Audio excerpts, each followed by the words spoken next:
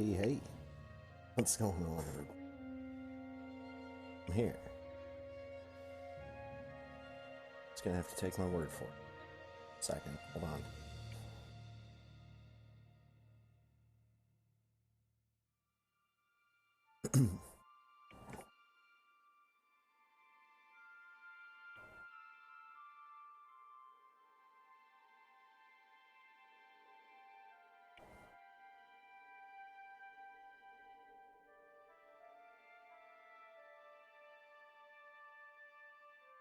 All right.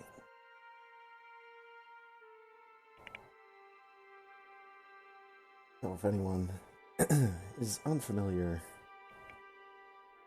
do this one of the last days of the year. Just kind of a fun thing. Uh, Look at all the stuff that I did the course of a calendar year.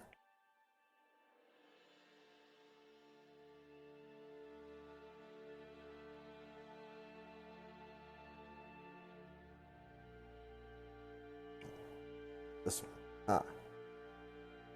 So I am going to be using YouTube for this, specifically because my YouTube channel is basically a dumping ground for everything I do on stream.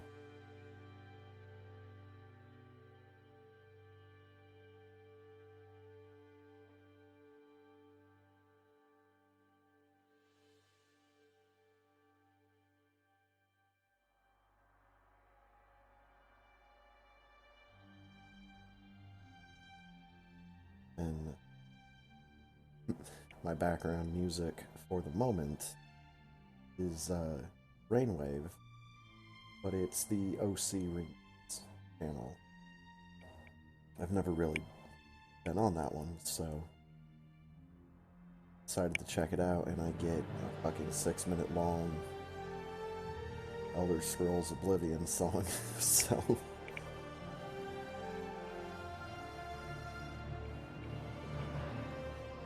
anyways, we're here.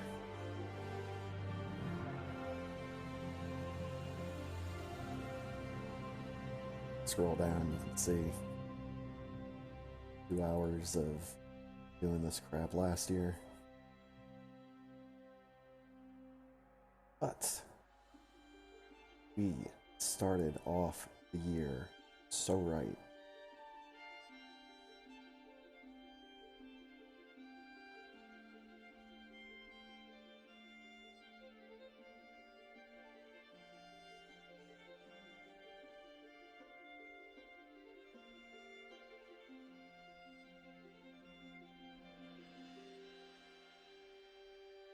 The idea of all this nonsense, of course, being wanting to play some of my old favorite adventure games, but with a set of eyes that had never played those particular games before guiding my hand. I thought that was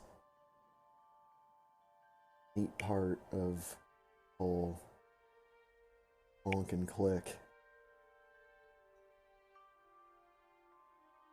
Not really a joke, kind of play on words.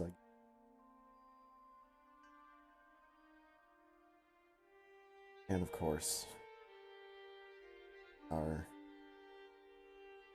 road race.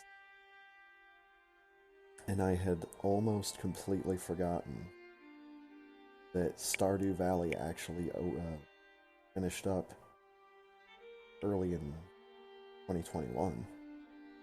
Thought Ponk and I had finished that off last year.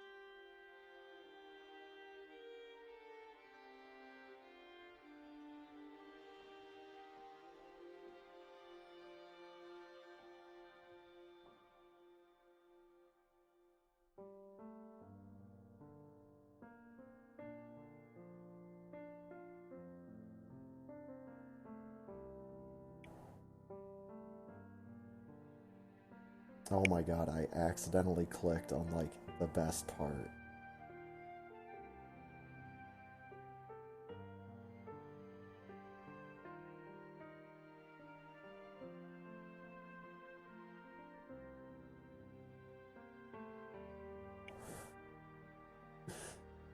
And I'm just a genie. And there's Punk.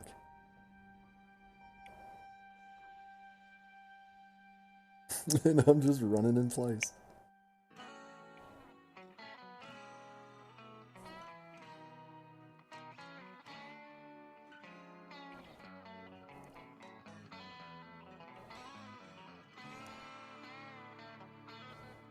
All my crab pots! Oh my god, look at all my crab pots! I don't think I ever did get them all the way filled with crabs. Got most of them. Oh, the jellyfish.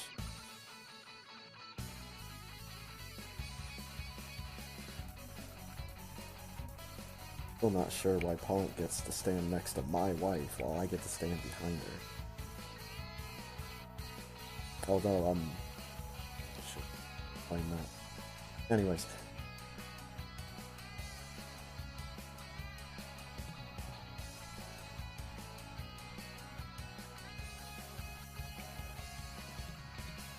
There he is. The green flower one.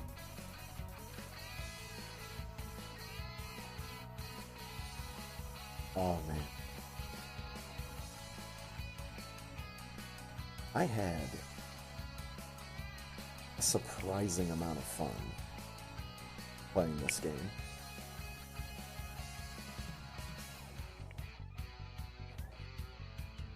I think I may need to do a single player playthrough at some point. And light jellies.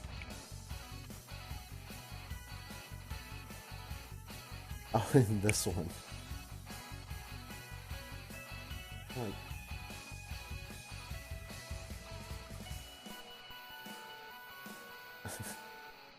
I just took the synopsis for Jurassic Park off of the back of the box. Used it as the video description here. This Pog started going on about dinosaurs and all this, and it's like, hold on. Where was I?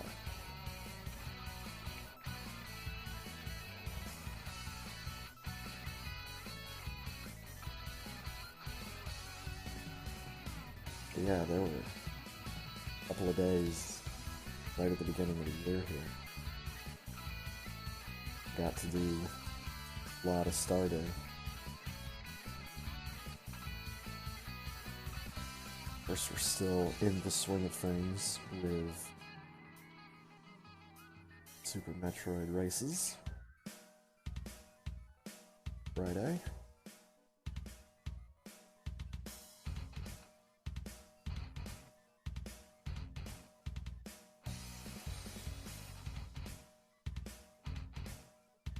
Good old Castle Man.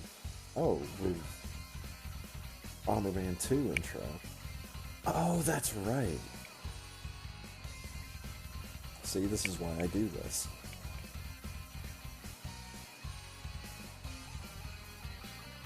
So, I have actually two versions of this Bomberman 2 layout. Tiny little capture here, and I think this is...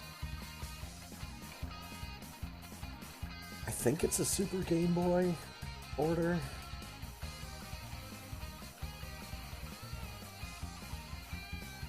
I don't remember which one it's for. Could be Wario Blast.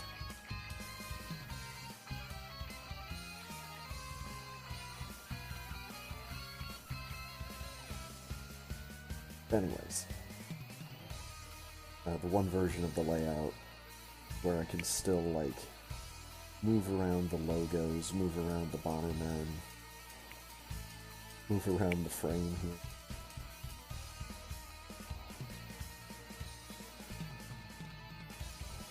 And the other one is static image.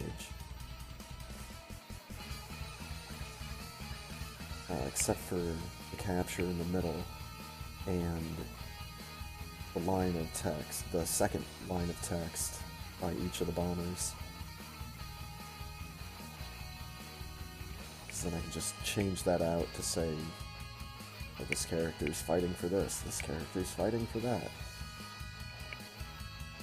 Instead of having to, like, drag and drop at each and every little thing, time and again.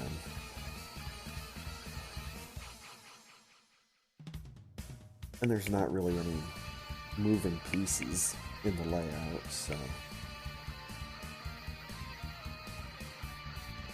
yeah, Super Bomberman 2 is a great way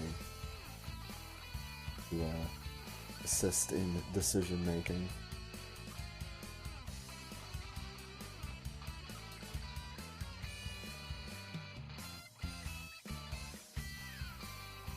The old castle, man.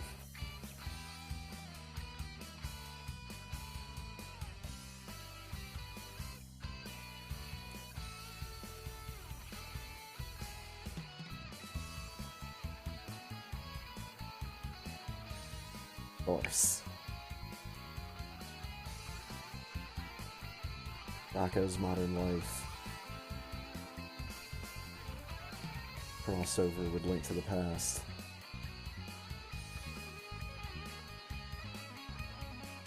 Big shoutouts to the person that made the Rocco skin, the randomizer.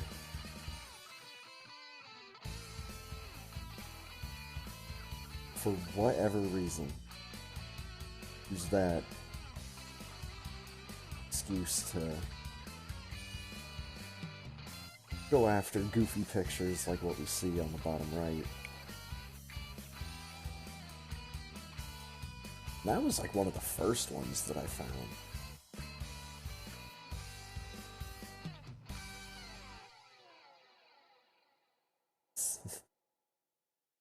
Rekindled a respect for the old show.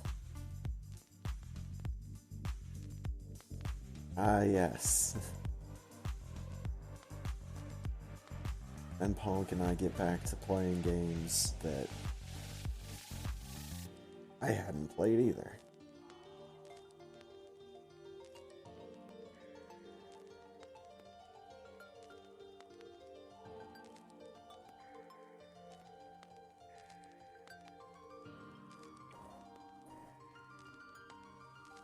You see, when I play through a game with Punk that I've already played, in the whole point-and-click thing,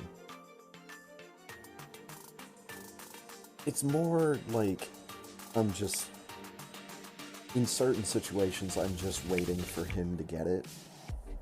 Or I'm waiting for him to put the puzzle together in his head.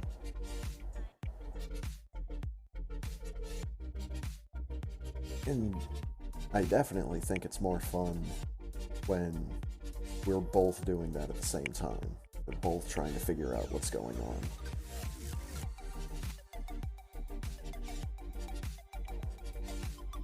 Even with a game like this game, I still had a little bit of an advantage over Punk because he didn't even really know the characters. It's like, you know, it's just a point-and-click game, so... I got to see a whole bunch of cool little Easter eggs in this. Anyways.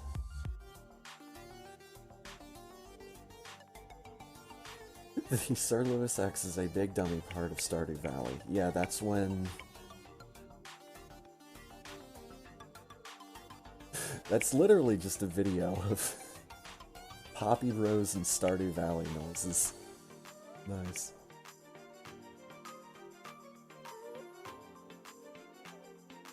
Oh, I see something.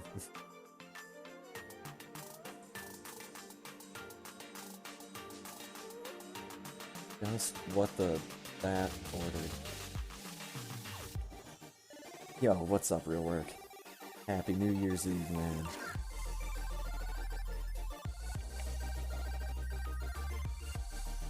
You know the drill.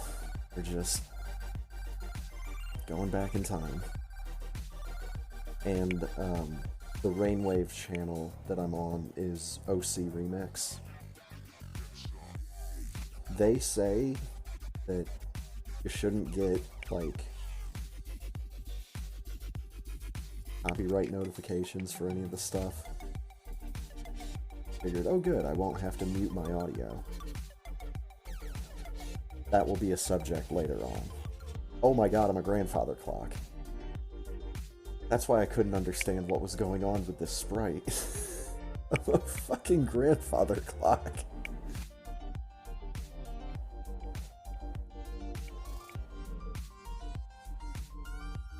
I must say, Final Fantasy VI is not really, like, the most brightly colored game. It does have its fair share grays and browns.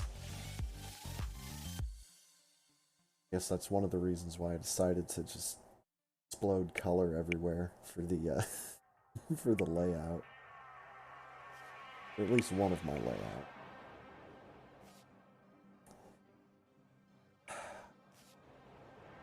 Let's take a look.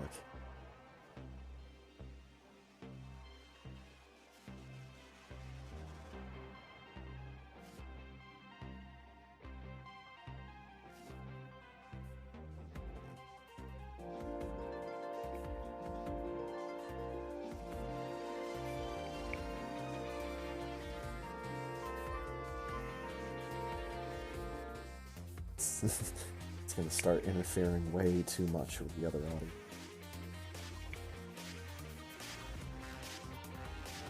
Most movies don't use laser guns to beat Dracula.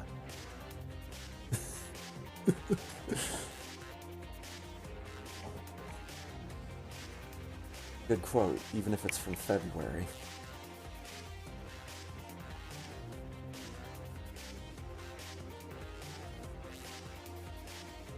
Oh, Samus. Where are you go? Where is Samus going?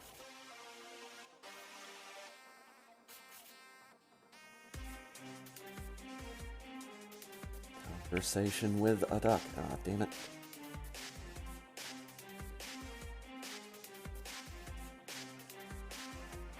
There's the place. Yeah.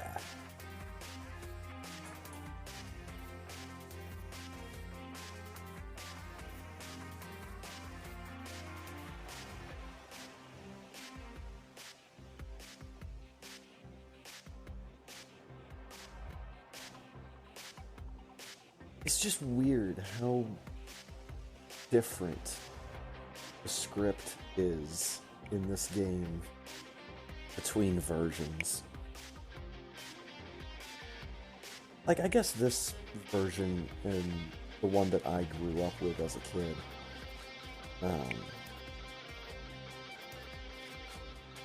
I think those are pretty much the same in terms of the dialogue. Just the, you know, the graphics in this, it's the FM Towns version. Graphics in this are a little bit smoother. Oh, yep, I know. I know I screwed up. I'm just gonna go to jail. With the version with the voice acting, they just cut out so much stuff.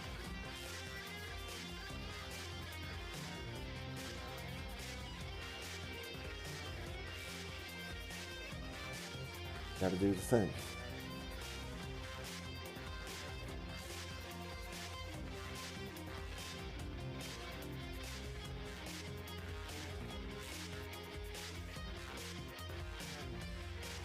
I need to see if I can play two versions of Loom at the same time.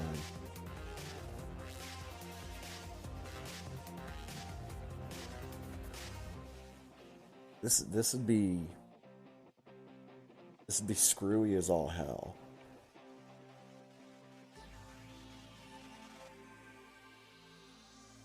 But I'd have one hand controlling the mouse, play on the computer, and I'd have the other hand controlling my Wii remote, playing this on my Wii, my TV.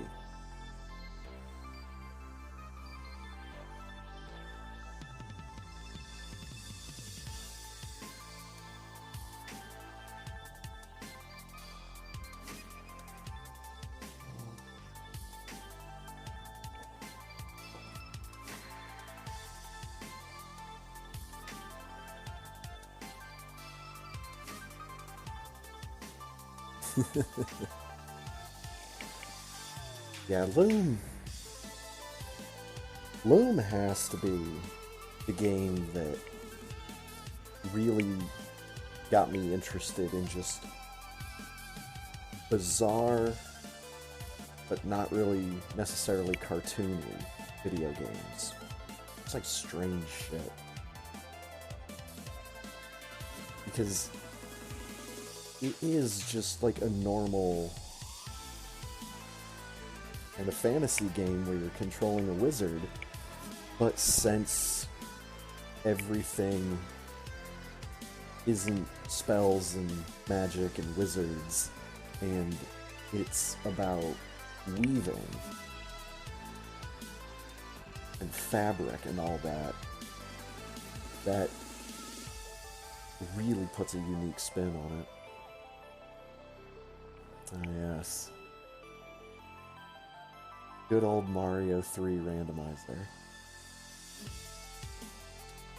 So in the Mario 3 randomizer, you have an option to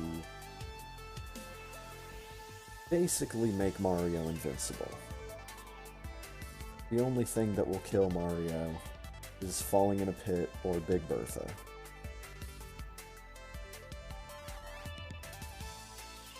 Like, I can run around on spikes, I can get hit by whatever enemy. Let's see. And I'm still Raccoon.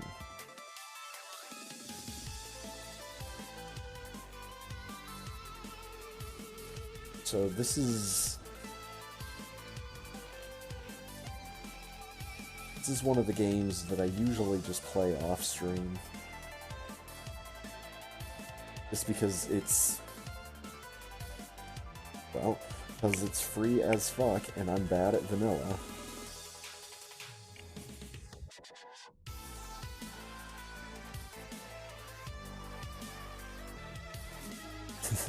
Yeah, the inventory is just spells and letters. Like it's weaving and fabric and all of that terminology, but you're making music.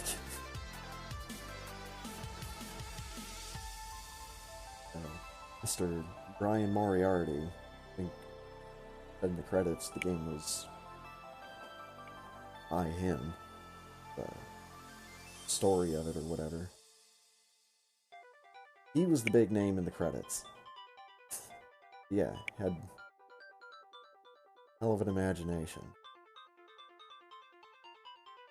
Hell of a desire to just say, well, I'm gonna put this thing, and I'm gonna mash it up with this thing, and I'm gonna make it this thing.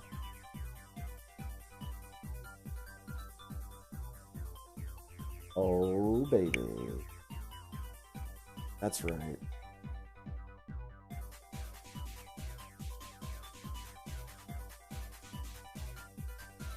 This absolute experience of a video game. Can't see what's going on.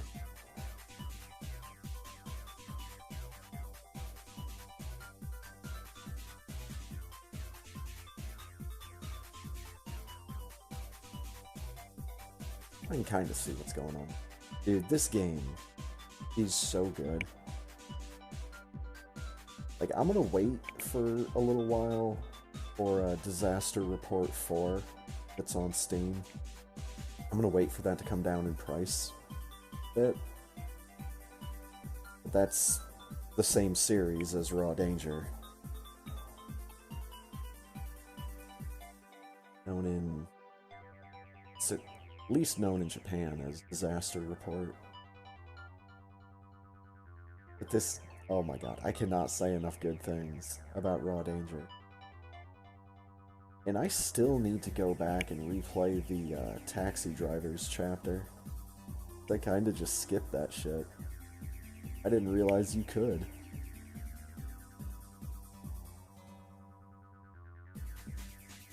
It's just the fact that there's these stupid dress-up items, like the nose glasses.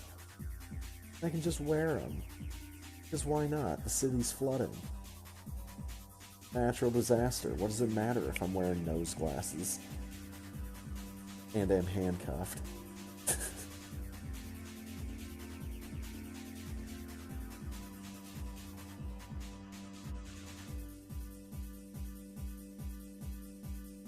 Aw, yeah.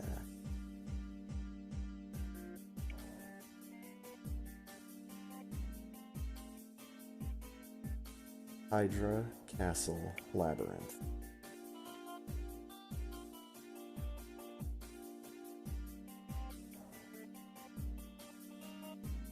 Possibly one of, well, not possibly, definitely one of my favorite free-to-play video games that exist on the internet.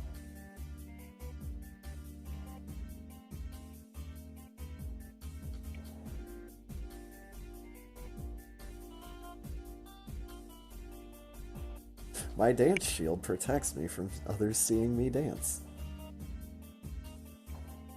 All these old quotes, they're still good. They hold up.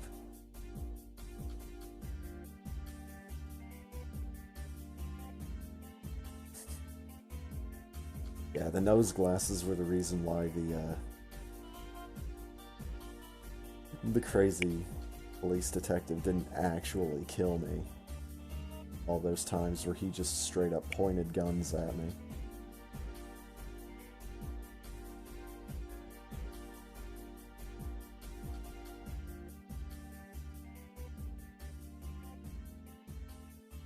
It's just, this game's music, like that main theme when you're in the castle, is just so fucking loud.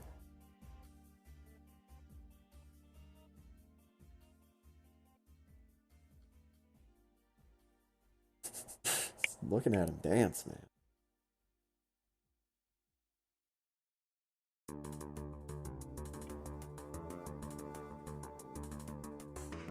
Bottom of the page for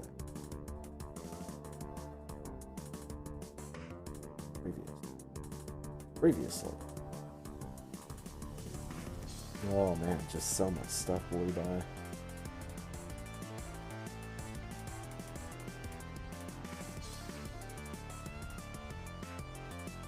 Here's the finale of Stardew.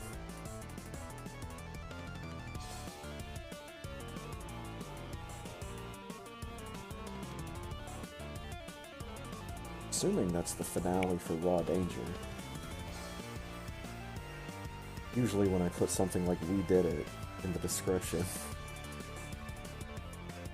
usually means I did it. But then we started up Borderlands the Pre-Sequel.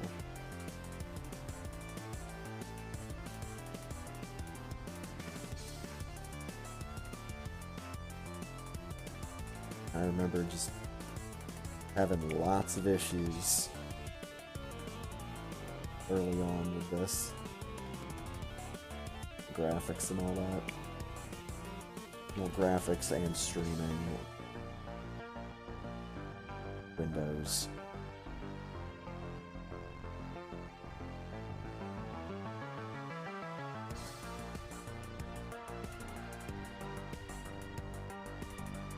Looting and shooting, our heart's content. Except and shit guns real early on. And not a lot of ammo. And I willingly chose to be Claptrap.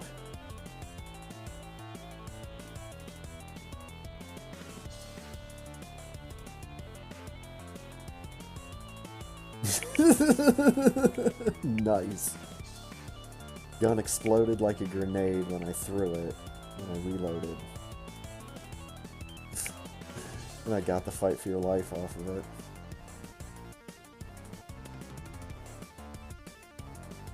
Again, Borderlands is another real fun game.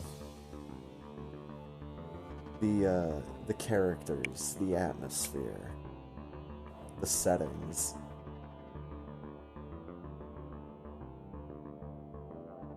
It all helps this to not just be another gun game. It of course can be. Just skip all the cutscenes and mute the character voices. Then hey, it's got a neat art style.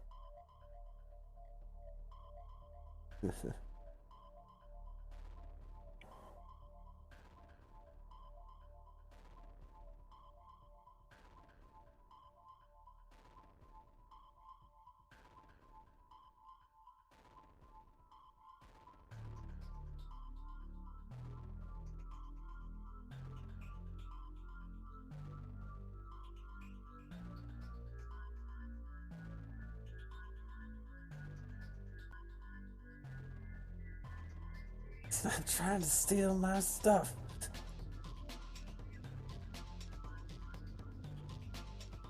Yes.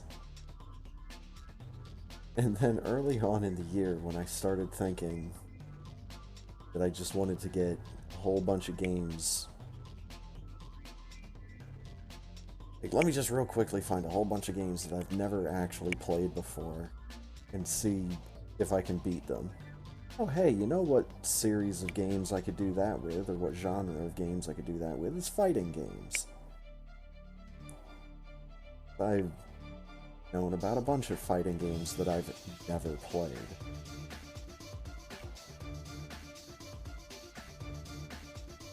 And yes, I keep save stating because my game kept crashing for whatever reason.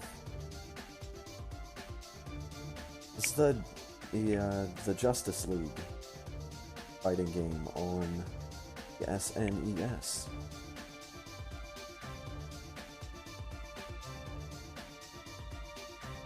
There we go.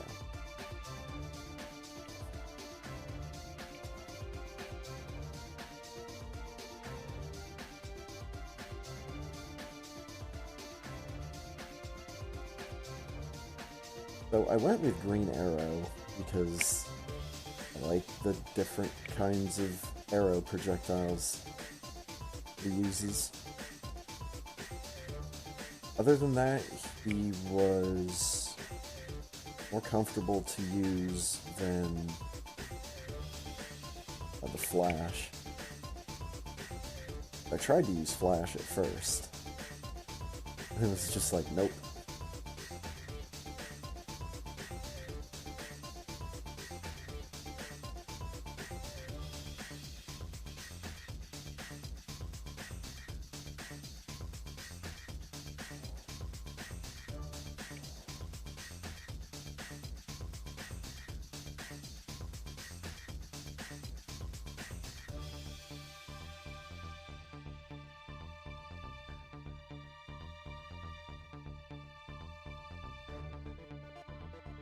And I think the arrow shots are...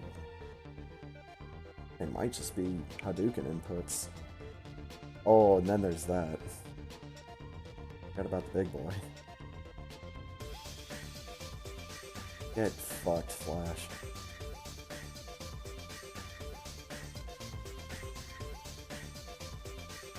Alright, what else do we... Mostly looking for new stuff now, like this.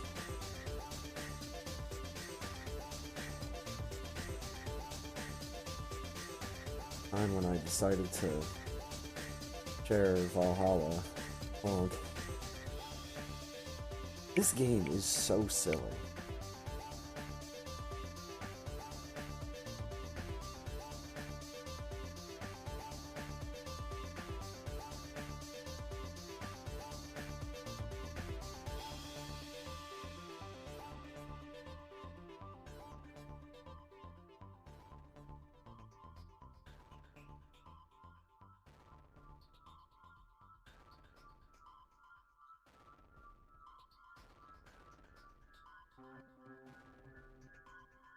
No, no, no, no, no. You put like 8 Karmatrine in it and some ice.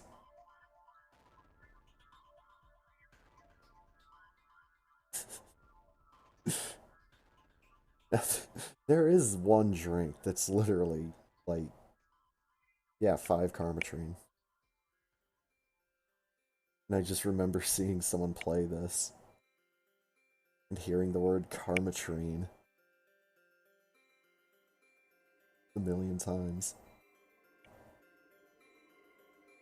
On the rocks and blended.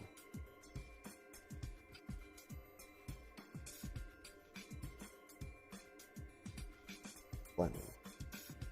We did it. I made it. I made a liquor. Signal. Pro wrestling. Assy Zoo. Turn the fucking TV off. Cool. Nice.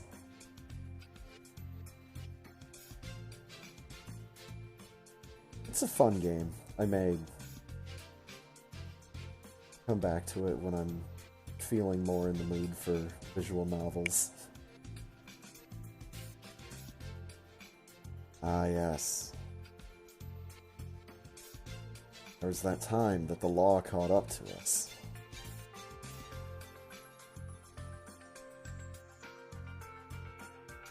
We had to escape from prison.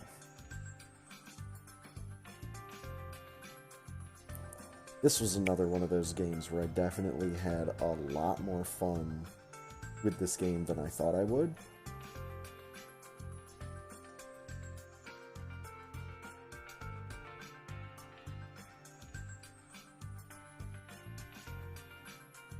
I did like this aspect.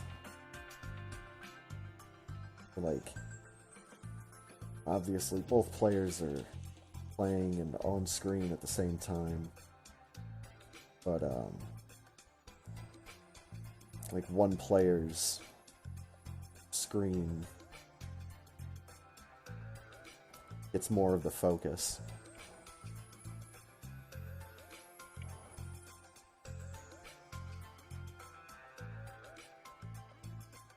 Oh no. Oh, just seeing myself. Wait, no, that's not me. That's Pong.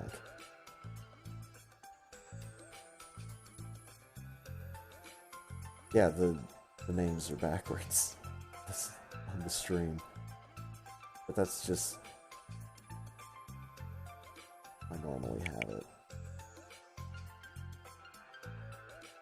Because, yeah, I thought I was Sideburns and he was Goatee.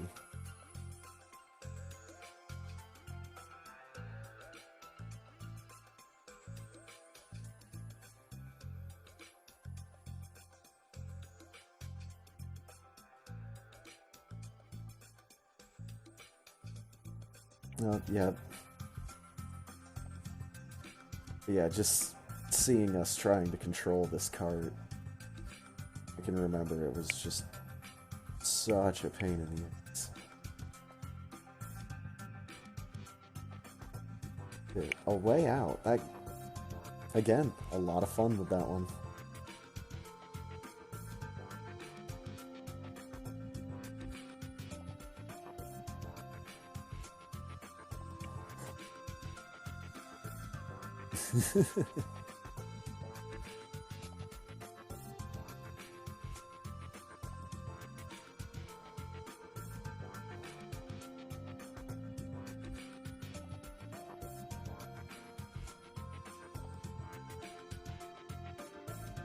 Yeah, not gonna not gonna have tomorrow night's race.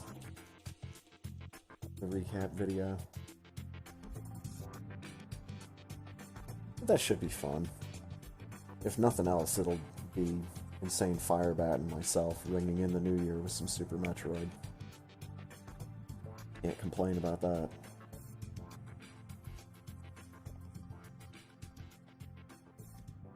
Then there's this. Lab Rags. It was an early access game in which you have a gun that shoots crash test dummies.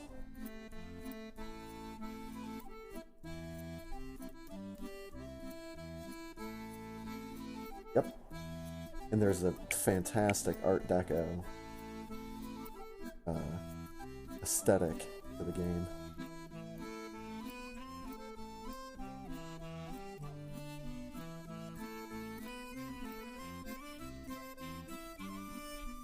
Just gotta make a bridge of dead bodies. Try to, God, no, couldn't jump onto it. Oh yeah, and then you have to suicide a whole bunch to reload your gun with dead bodies. And then add to the pile.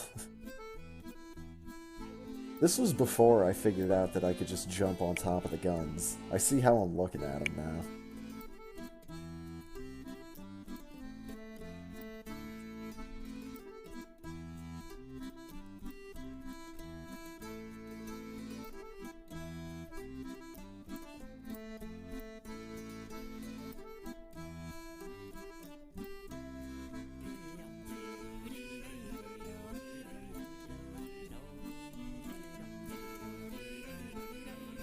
Oh god.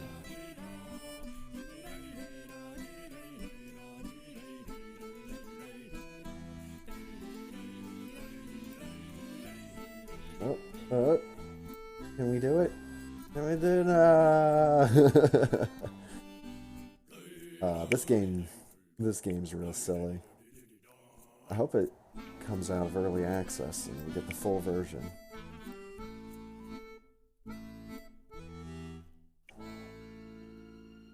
There's potential here.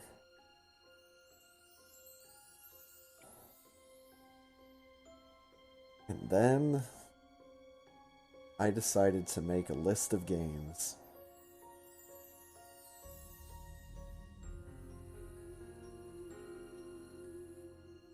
And only tell Ponk the first letter of each of the games. Then we were gonna play them.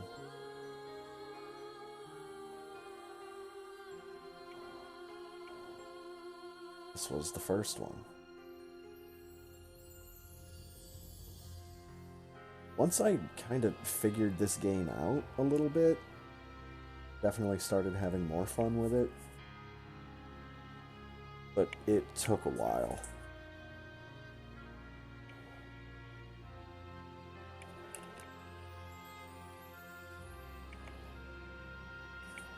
Definitely got frustrating at times.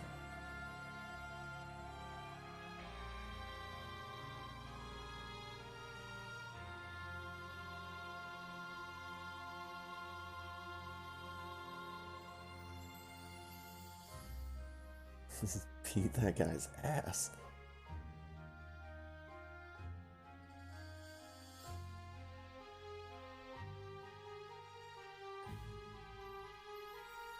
It's a bright colored lights. Oh, going blow.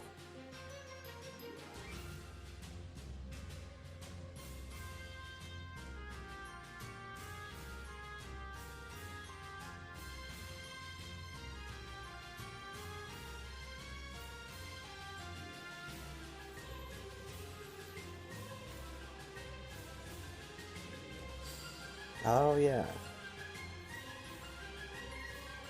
Time when again, it was more of the honk and click playthroughs.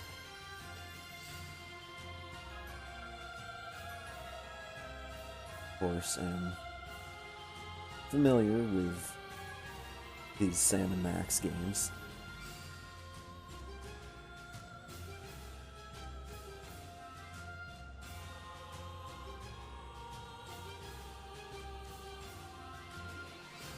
There's some game that I need to buy in order to get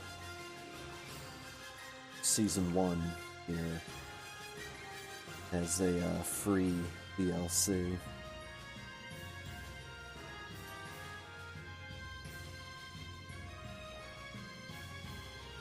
By one of the Sam and Max games, I just don't remember hand which one. I know it's on my wish list, and it's on my radar, even if I don't have the name of it on mind right now.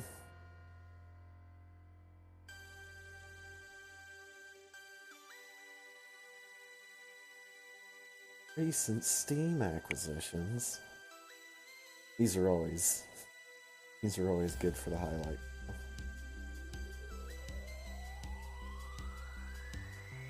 Oh yeah. This is Jurassic Fantasy. This game is amazing, you know it.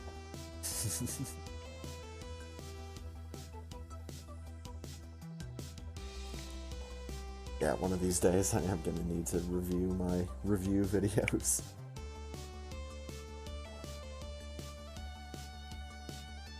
I mean, it's literally just me going through my YouTube history. Not my YouTube history, but the video history on YouTube. Upload history.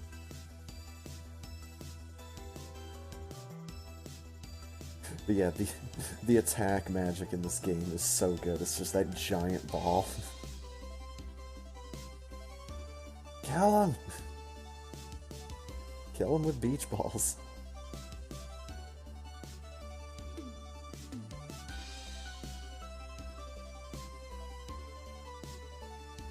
Whoa. Jumping. And it's super fucking stuttery. I remember it being that stuttery when I played it. It's so fucking bright. When was this? Diary Heaven?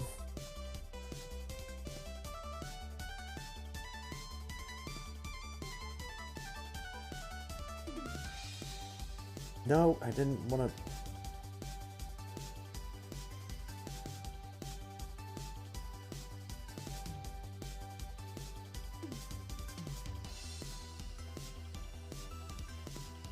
Viking Story.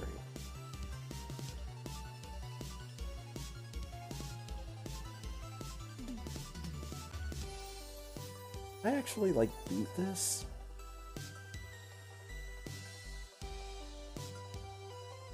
It's a short enough game. I may have actually... Yup.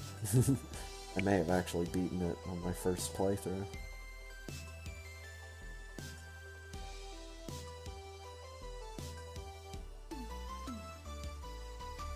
Oh yeah, with only 12 levels.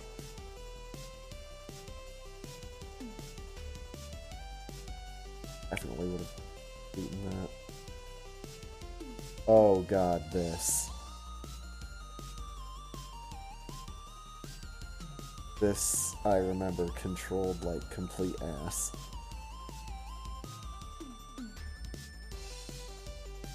Next to no idea how to do anything. Bacon may die.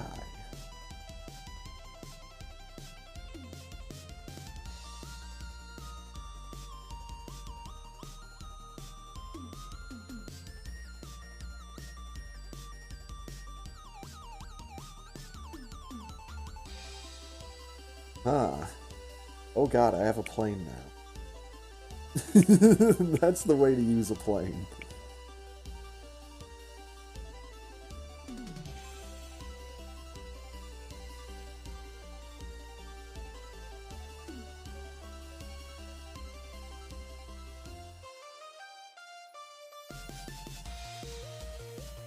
How am I controlling this with the stick?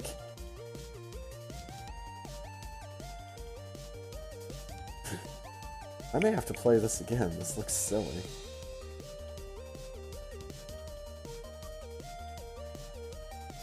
Like, I can't control what I'm doing levels of silly.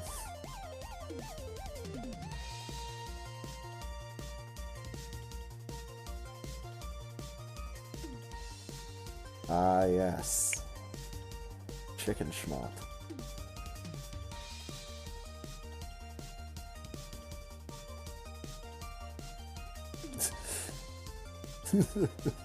Flew right into it like an idiot. Didn't know at the time.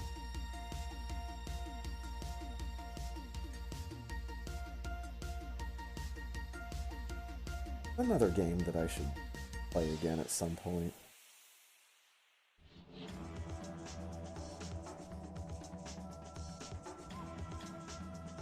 Acid Spy. Ah, yes. This is a game. This is one that it's not necessarily in the category of I should play this game again. It's like I should give this game a second chance.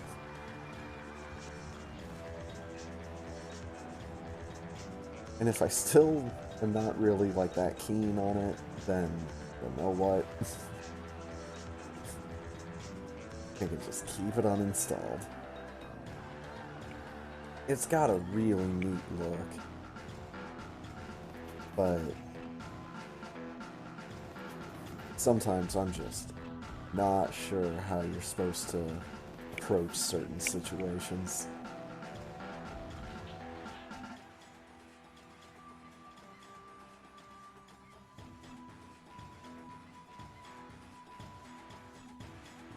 I mean, like, when stealth is really, like, the only thing, the only gameplay mechanic.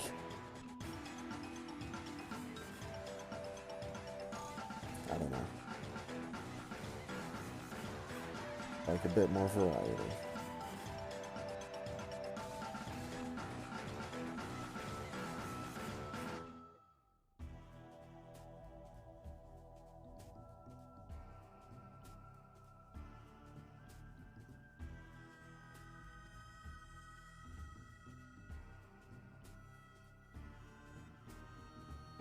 Do robots drink beer?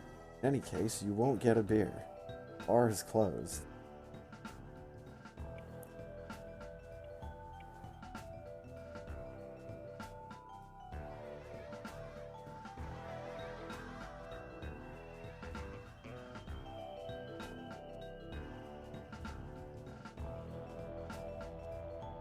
I want a beer. Get out.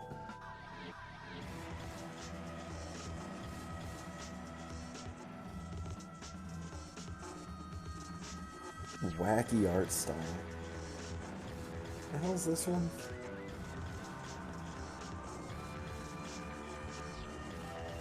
Dark Grim Marvelous. And I don't fucking understand why Twitch always does this. Ampersand, $34, semicolon. It's supposed to be an apostrophe.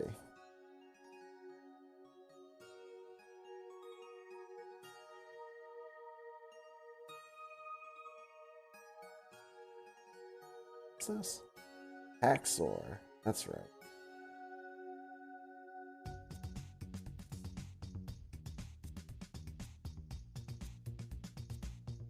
I do need to go through some of my...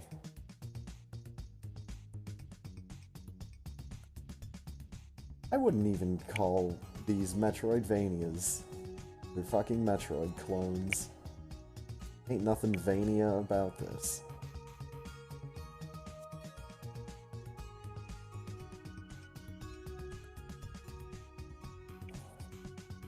Oh, no, I saw a heart. Never mind.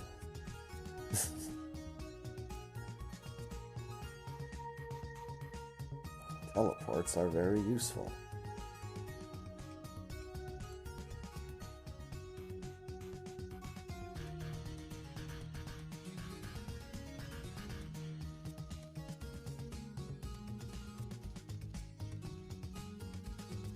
Robot pirates. This game is delightfully trash.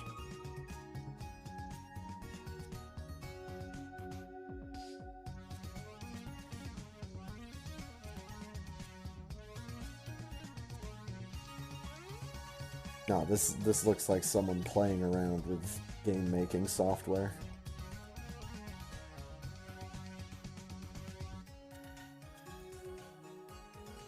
But surprisingly, it's not the worst game I've played. Not even the worst game that I played on that particular stream.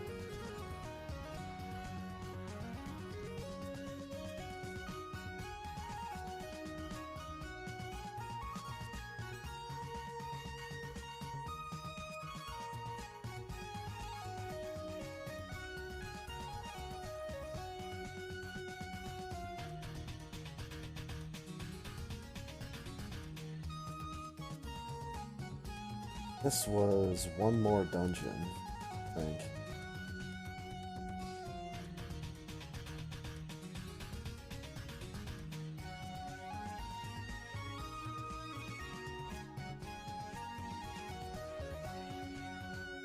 This whole, like, super pixely first-person dungeon crawl concept is something that I definitely enjoy. I mean, this game and Delver.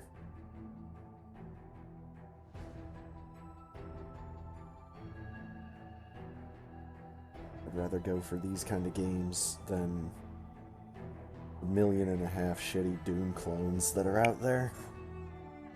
If I want to play a quote-unquote Doom clone, I'll just go get some custom WADs.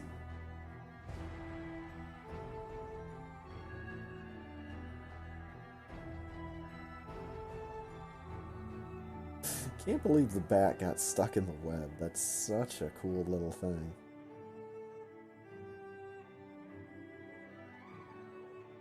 That kind of interaction is possible. Oh my god. Yes. Kill to collect. I really enjoyed this. I wish that it controlled more like a twin-stick shooter.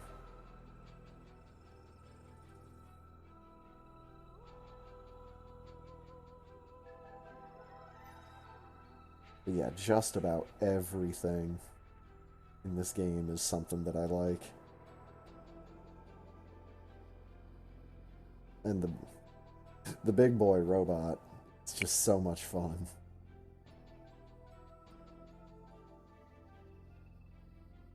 It's another one of the games that I'd get better at it if I played it more frequently. Kind of what happened with Super Metroid. Funny.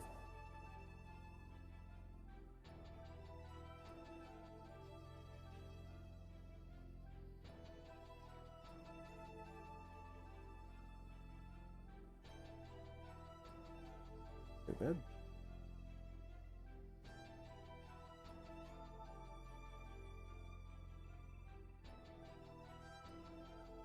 Oh, what was the name of this one? Wrecking Ball Adventure.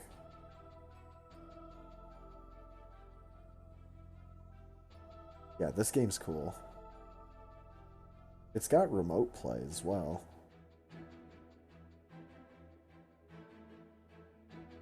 Anytime you get multiple people playing a game that has physics, momentum, and goofy shit like that, have a lot of fun.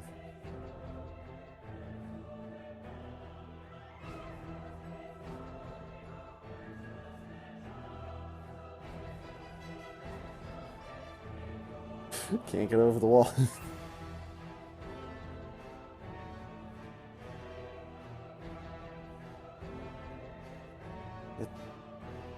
Get through there. There we go.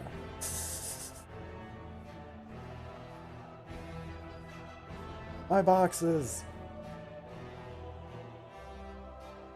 Thank you.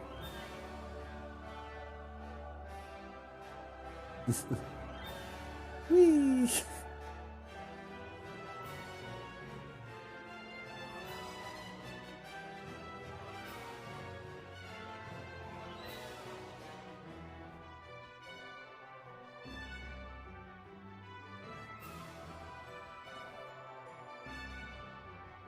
Oh god, yeah, this.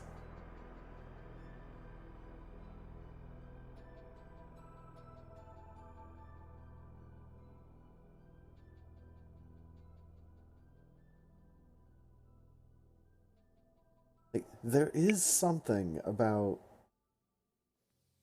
this almost plastic looking dungeon that I'm in.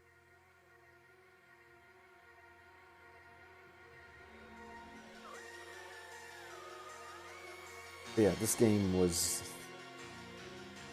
definitely dirt cheap if I remember right.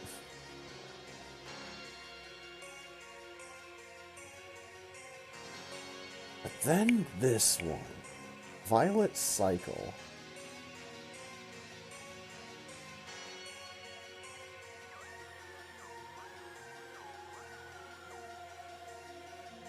This game,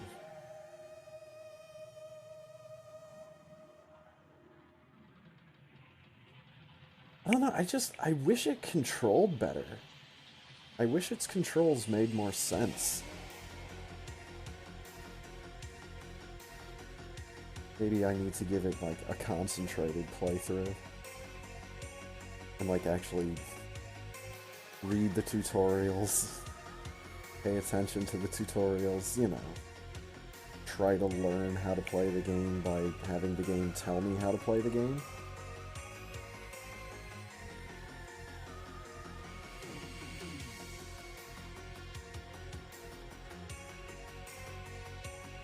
I have a feeling this is not the button masher that I want it to be.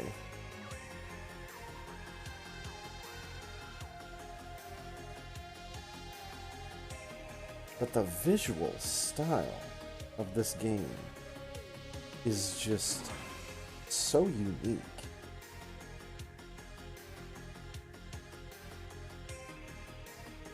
You know, I love what I'm seeing, I just can't really make heads or tails of most of it.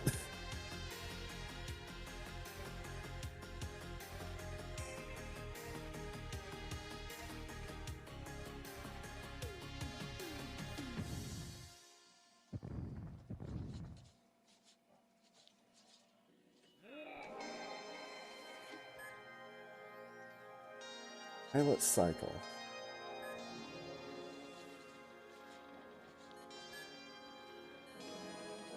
That was just one episode of recent Steam acquisitions.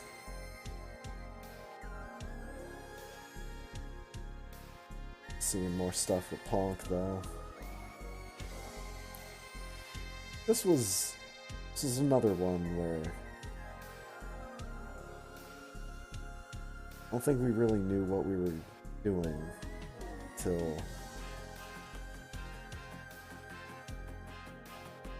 until like 30 minutes in or so.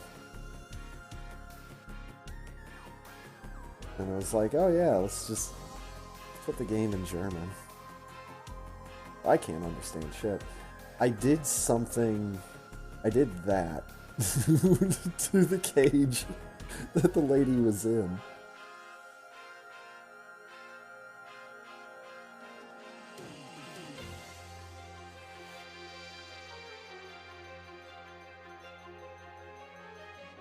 Yeah, I just jumped on the cage, dragged it to the ground, and when it popped back up, it just started dancing all over the place.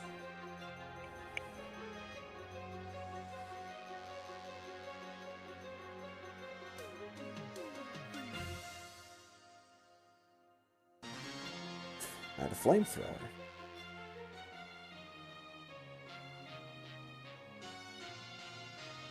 Haha. This game was kinda neat. Maybe if I played it in English, I'd have a better idea of what I'm doing. Like, I was fine with slamming my face into that saw blade, so something to be said for that.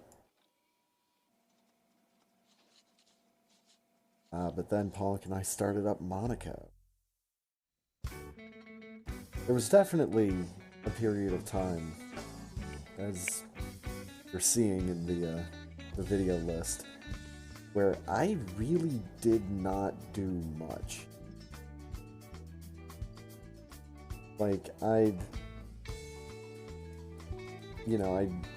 do the stuff with Ponk, and then I do the races on Friday, and that was pretty much it.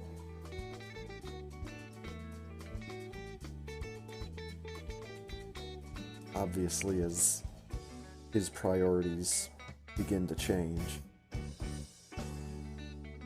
the coming time, I'm gonna have to get back to just playing stuff in general.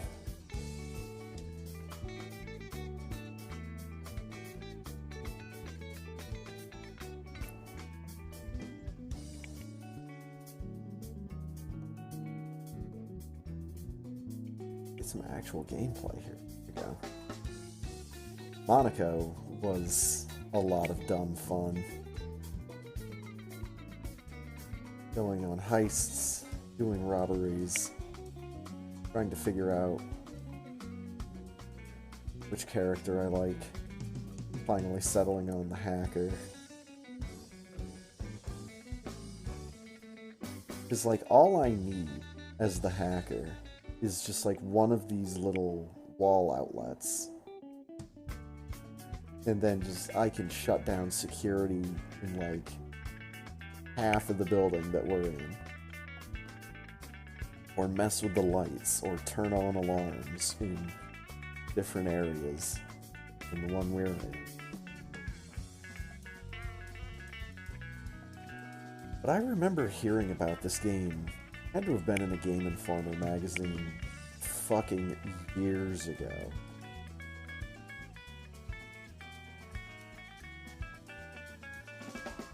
And, like, saw it finally come out, and I was kind of waiting for my opportunity to play it.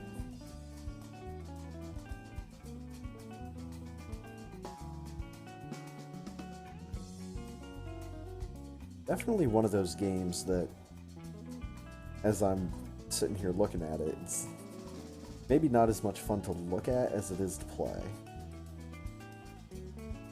But that's fine. A lot of games are like that.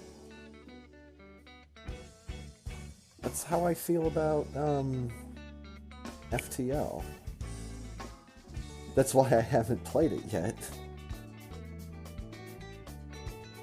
Because every time I try to get an idea for what's going on in the game, it's just like, oh well, this is just visually not interesting.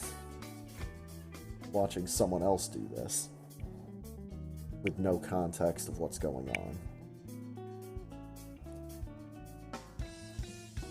Had a reasonably steady diet, the Aria of Sorrow randomizer this year, which is pretty good.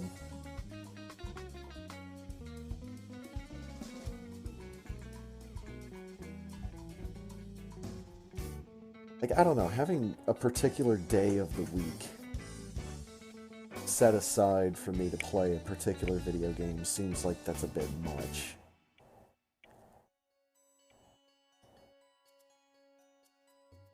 I definitely should have some kind of more regular or more frequent randomizer playthroughs.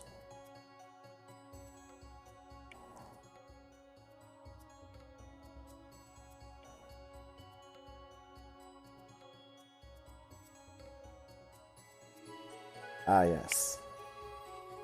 This is the reason why I'm using YouTube for this, because this is one of the videos that I just decided to record late one night instead of streaming it.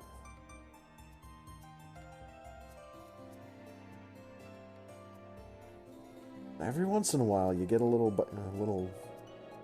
bonus checking in on the YouTube.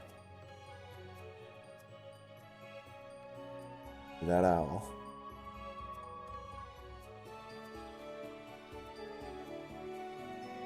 Kirby's Dream Land 2 is just one of my favorite Game Boy games.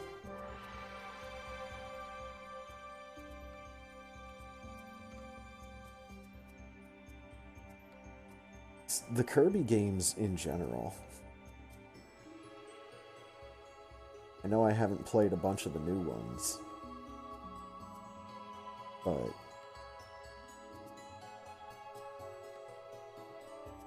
really, really enjoy every Kirby game that I play.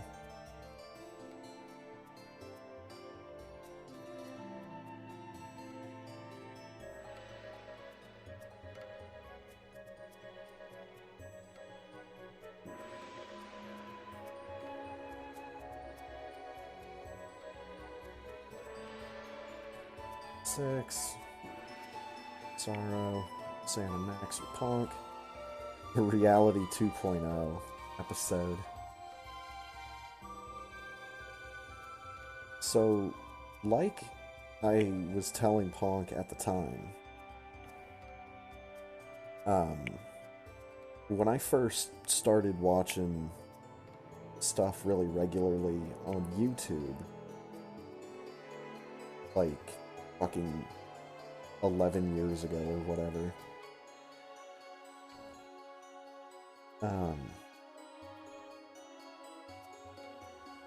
one of the things that I watched a whole lot of, not necessarily exclusively, but was the World of Long Plays YouTube channel. And I saw that they had a long playthrough of these Sam and Max games. And I knew the games existed, but I didn't know what they were about. So I figured, you know, why not? Seems like a good way to blow a couple hours, right? The hell, again, it's like 11 or 12 years ago.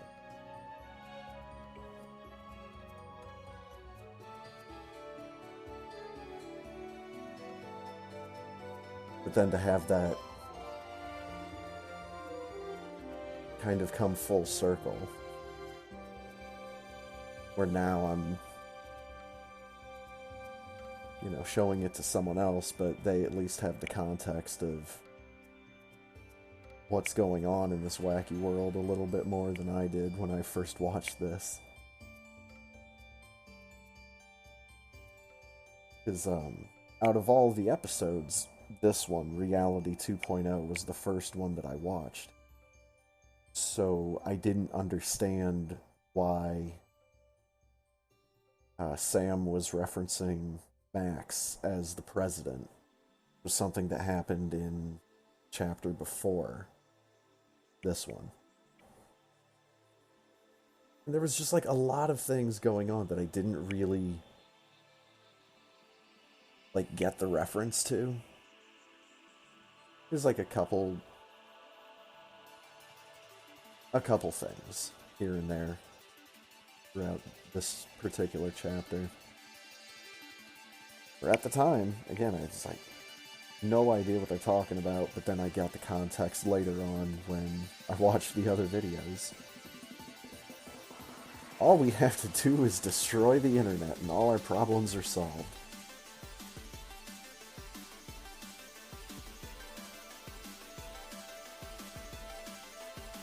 I mean, right?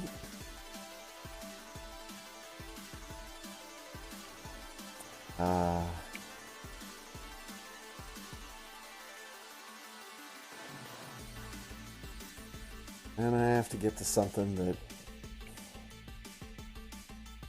makes me upset. So I don't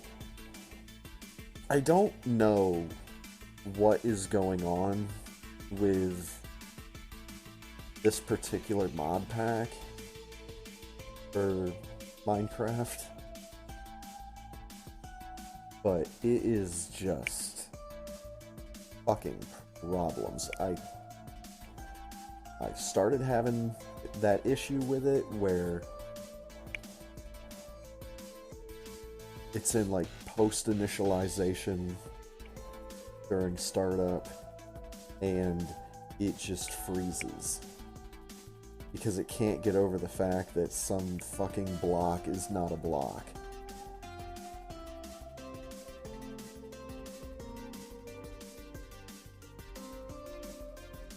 So And it's a shame because Sky Factory 2.5, this particular mod pack, was one that I really liked. Because it was kind of a simplified version of the one that I was using before that. Which was, like, unnecessarily complicated. As far as, like, all the tech and all the different blocks and crafting recipes, technologies, etc. So and off stream, I've been playing around with a slightly newer version of Sky Factory, and it's just a shame because I can't get back all that progress that I made in this particular adventure map.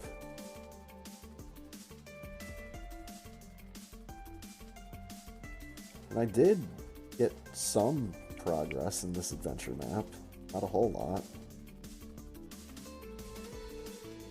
This is super hostile Kaizo Caverns. The objective is to collect colored pieces of wool that are hidden in chests that are hidden dungeons that are scattered throughout this giant, dark, stony structure that I'm in. There's the entrance to it.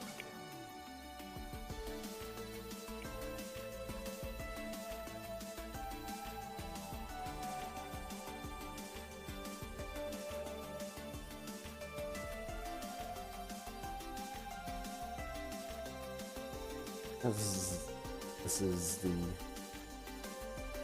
introductory cave. Oh god! Being bombarded by slimes. Odd enemy to get bombarded by.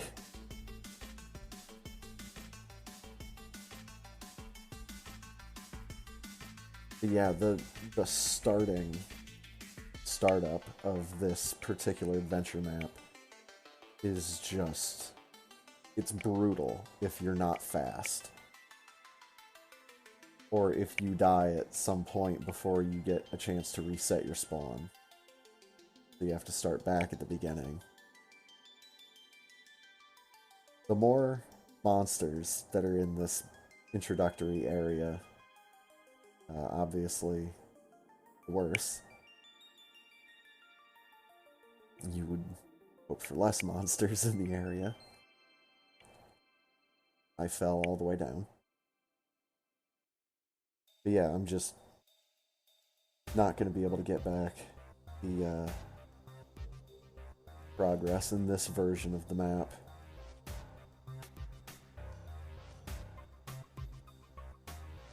It's one of those things where it's like, I don't really know if I want to play this particular map again.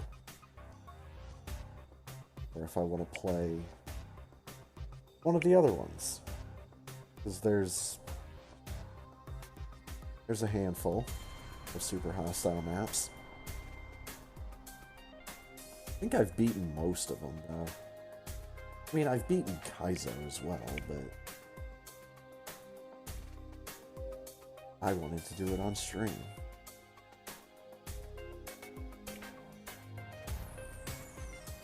I even had a cute name for it and everything, the Minecraft Prepare to Die edition.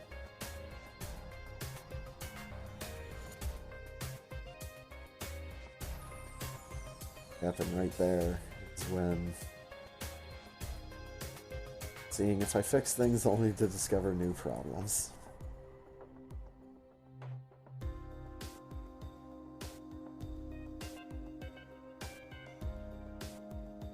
The old Chrono Trigger layout. With the punch clock and everything. I love it.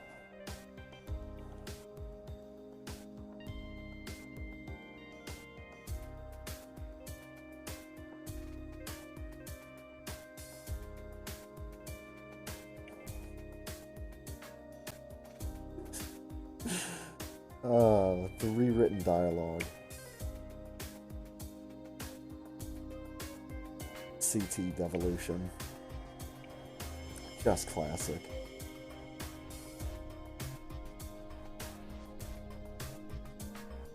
Combo it up with my 8 magic tabs. 7 till I go back to 1000 AD and get the one I was missing. Pseudo Punch Princess.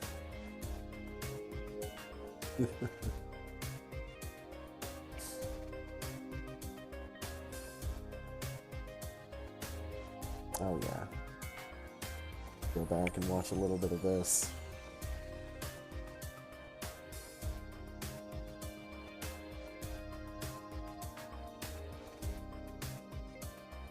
Little Briar Rose. It's a Sleeping Beauty inspired point and click stained glass window.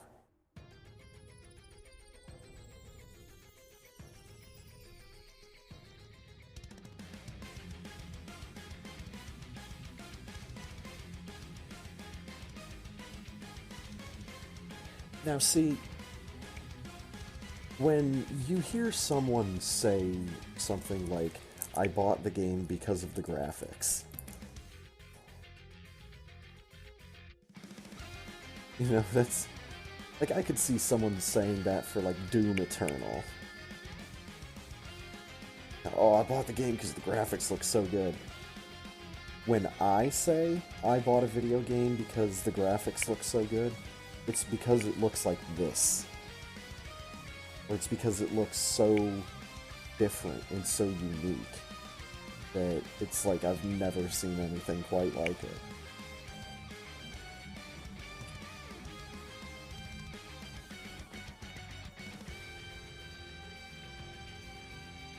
But in that case, I tend to think of it more as like the art style and not necessarily the graphics. But in that case, the art style of this game is just fucking fantastic.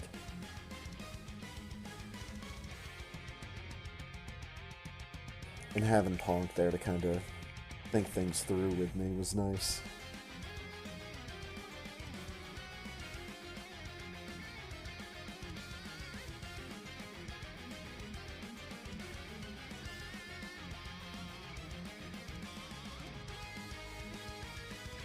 And we played Ultimate Chicken Horse. This game might still be on sale on Steam for like dirt fucking cheap. It is just so much stupid fun.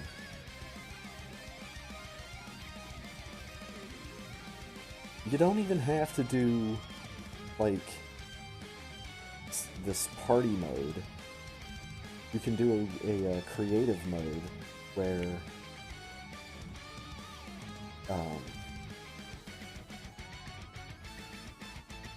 you can just make the level however you want. And you have unlimited time to place all the different platforms and traps and hazards, and I just jumped right onto that black hole and said, get some. The power of Pink Elephant.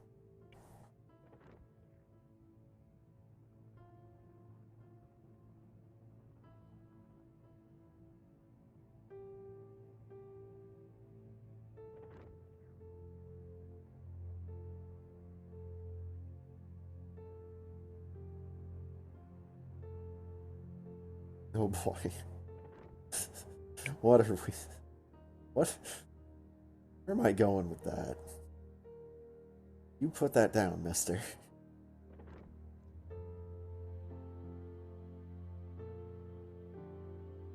Oh god.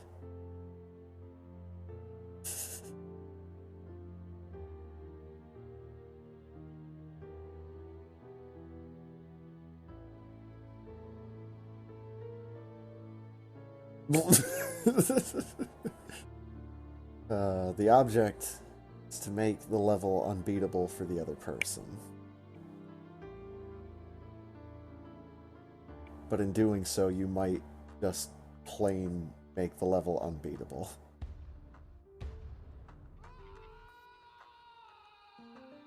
Oh baby, you get another recent Steam acquisitions video. This was a good one. This was, yeah, my first time playing R-Type Dimensions EX. This is be easy for me to say this is my favorite version of R-Type because I can actually beat it. Mostly with, you know, infinite mode.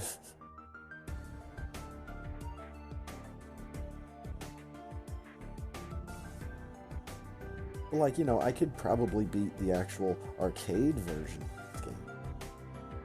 Because you can just pump credits into a fucking arcade machine. But yeah, I really liked this shiny, updated version of R-Type. I even think I switched back and forth with the graphics a couple of times.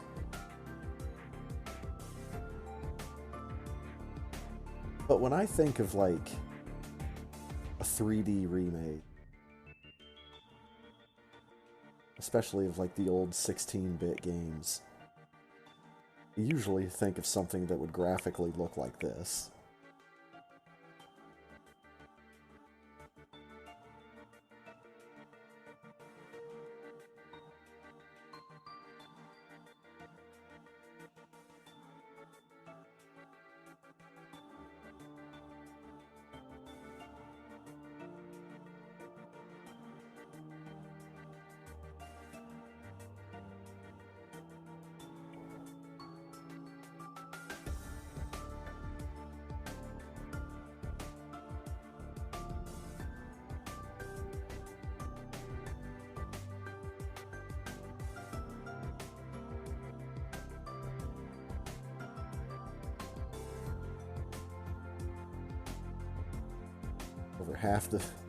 For half the video.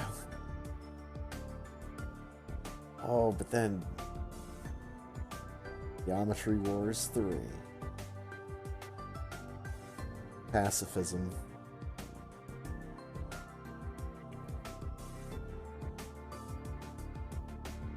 Dude, this is my favorite mode in Geometry Wars.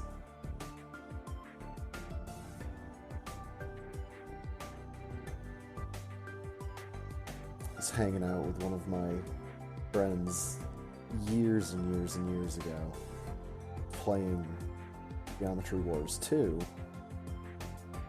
which also had this mode, and he racked up some ridiculous high score.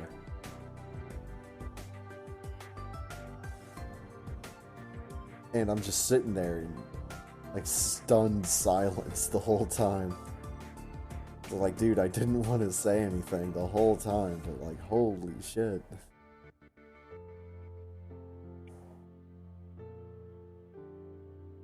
Yeah, this mode is so cool.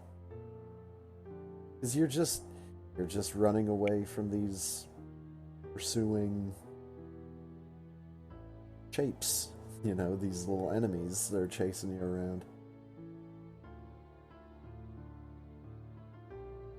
And flying through that little bomb there is your only means of attack.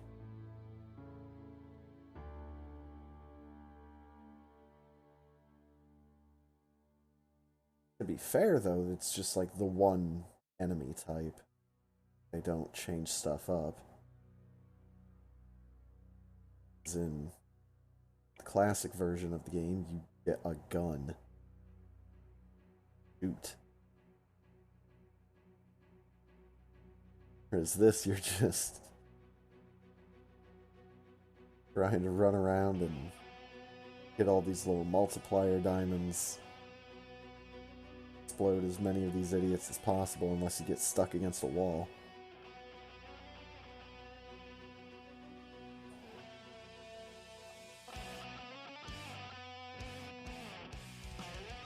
here's some more classic looking Geometry Wars.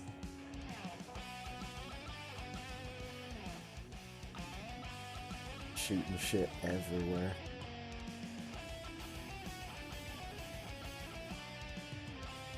I mean, it's such a simple formula. You know, you don't need fancy graphics. You need colors and shapes and music.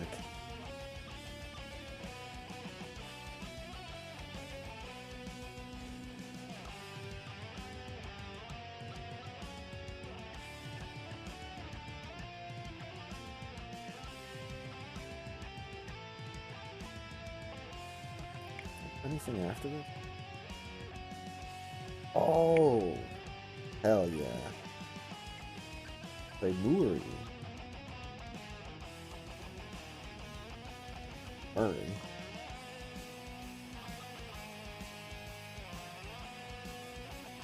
Very much does not have the feel of a 2013 video game.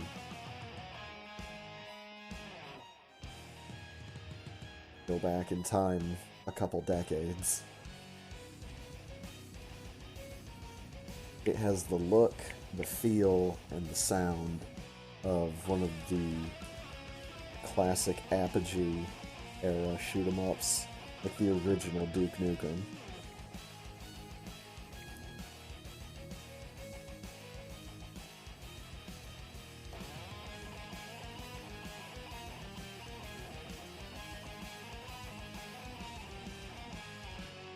Like, if you've ever played an Apogee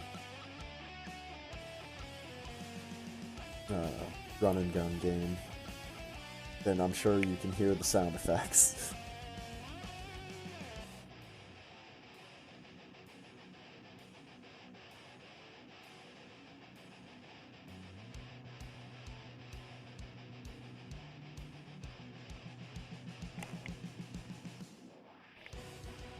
Trying to think what the other one was besides the original Duke Nukem. I mean, there was Crystal Caves, but it didn't come out till a little later, I thought.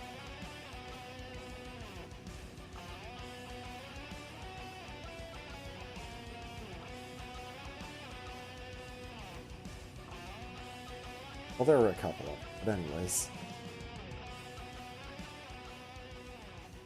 I can't say anything bad about games by Daniel Remar. That guy has made amazing videos.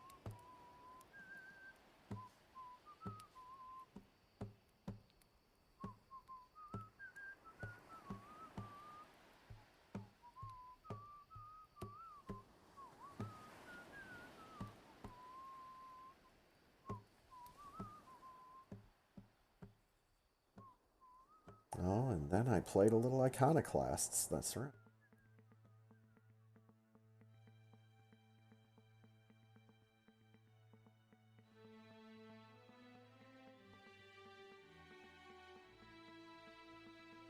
I definitely want to give this a full playthrough at some point. This game is just so pretty.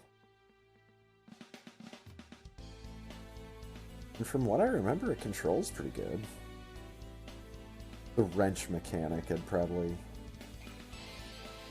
have to take some time to get used to.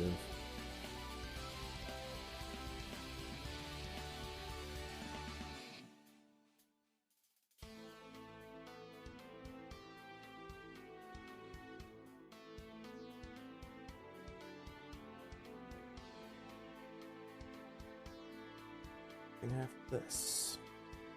Nope. Okay.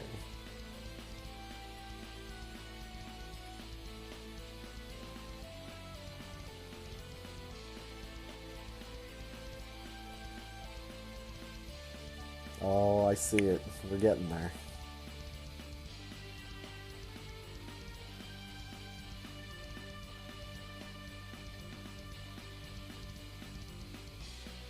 Then I made Punk direct me through Maniac Mansion.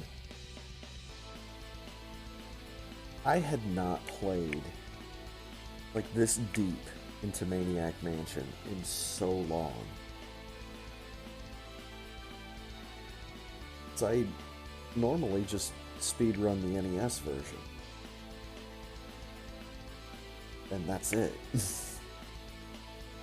And it's like a 10-minute run, and I love it.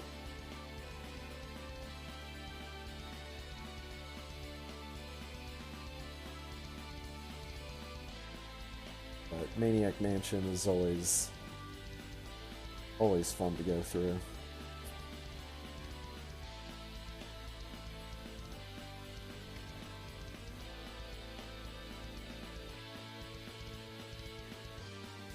And definitely, again, for like one of these extended playthroughs.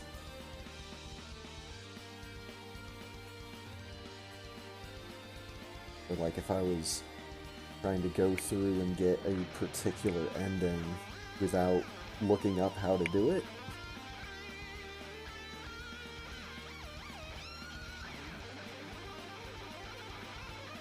I don't know. Just really glad to have the opportunity to share a lot of these point-and-click adventure games with Ponk. And I'm glad he picked up on a lot of the running themes through these games. And now, it is time to revisit Donut County.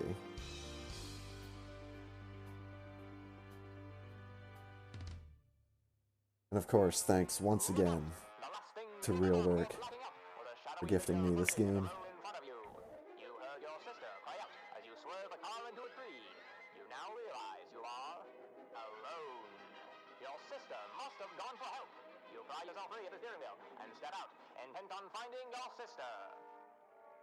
I was wondering what the fuck was going on in the audio of this song.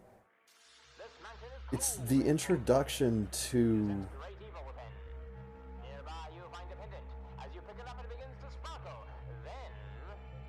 the introduction to some video game.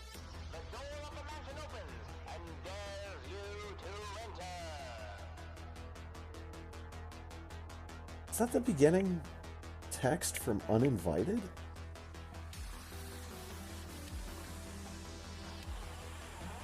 Mostly because I can't remember the other one.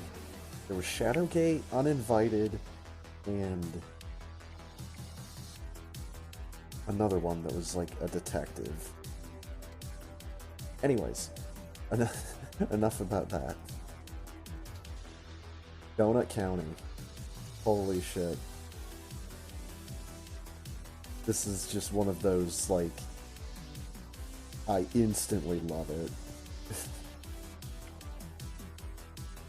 First time playing it, first time controlling it, was just instantly like, yes.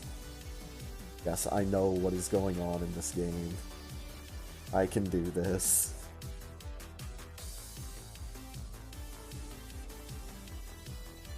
And do the whole control.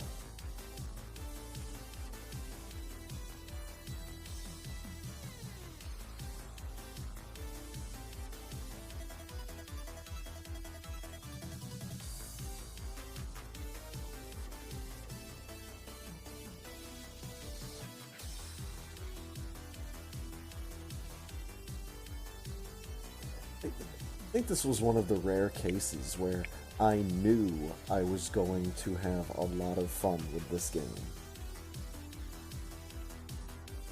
But I, like, had even more fun with the game than I thought I would. Remarkable.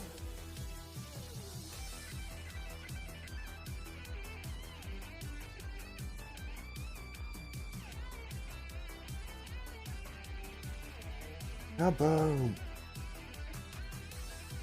There were just so many moments in this that put a smile on my face.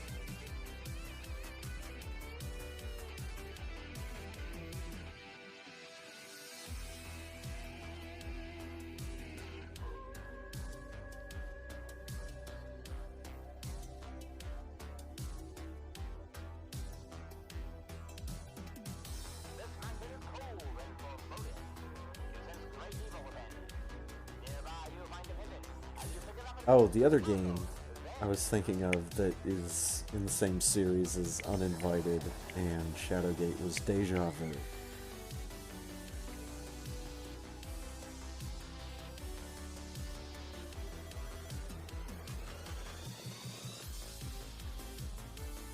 Oh, the old mansion by the road, Uninvited. Got it. Have a garbage day. Oh my god.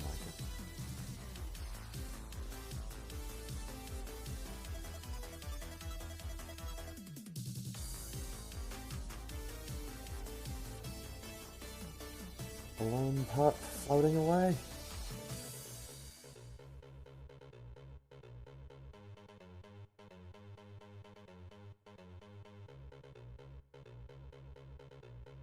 Story's full of holes. Oh my god. Oh, hold on. Need to go back to that first part.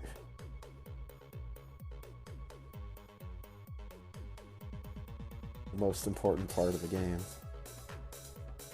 Quack button.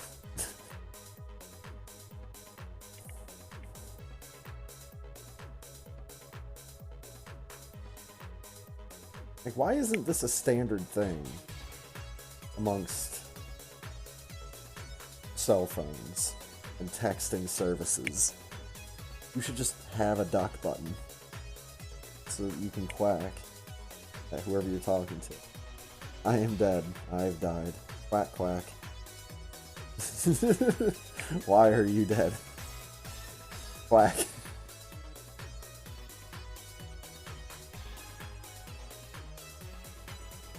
Honking unbelievable. I'll revenge you. Honk honk.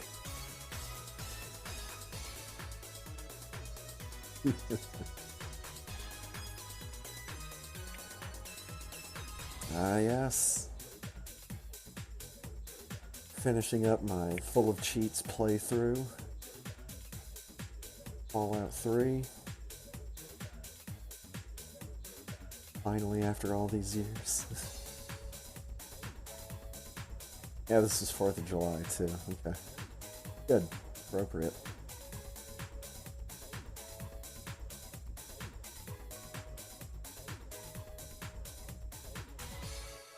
No, but this playthrough was all about trying to just explore the world and not have to worry about bullshit in Fallout 3.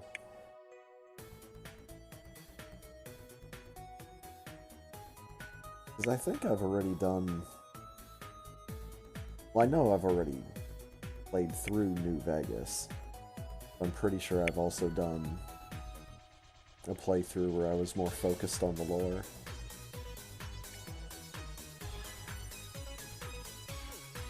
But the lore and the characters for Fallout 3 was definitely fun.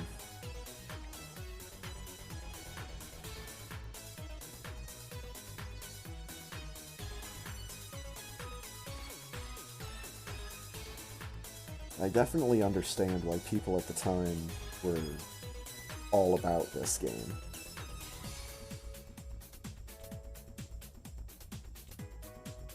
It's all this time later, and Fallout 3 is still fun.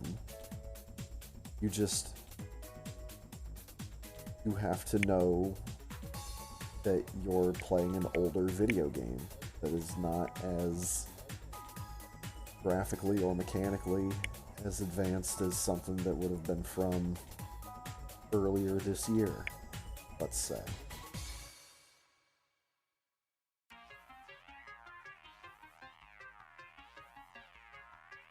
But it's usually whenever there's something that's in the game itself that gets a genuine laugh out of me.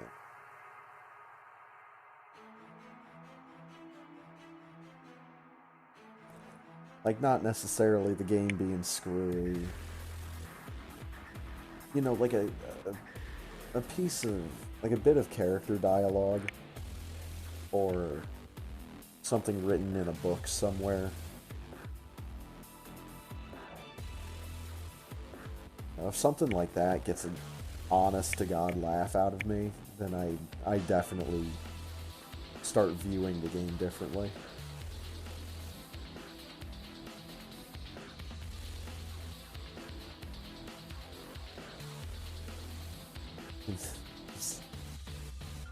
I'm not sure what happened. I think I, like, no-clipped one time too many.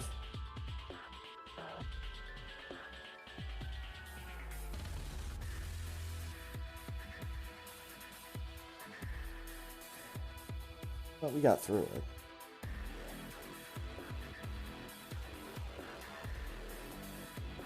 Yeah.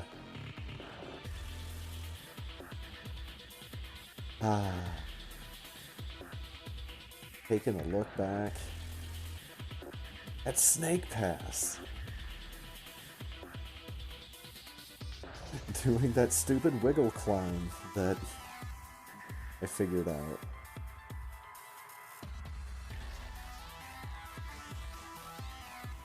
I'll tell you, I had a lot more success in this game when I just started being a bit more reckless.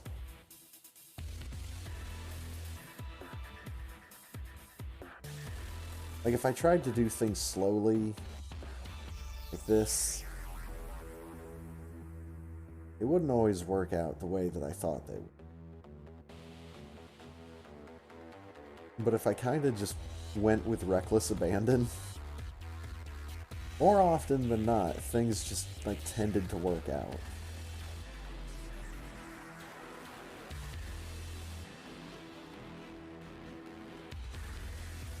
Yeah, this game is amazing.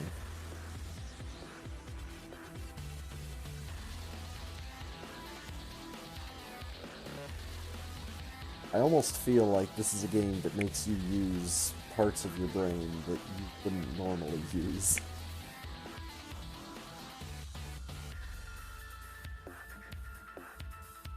Mostly because you have to think about how can I get up there as a snake? How can I complete this task as a snake?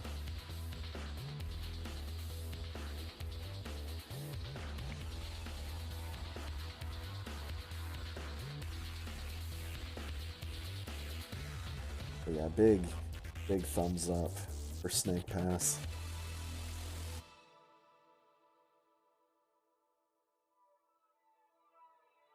Just got a little bit of everything.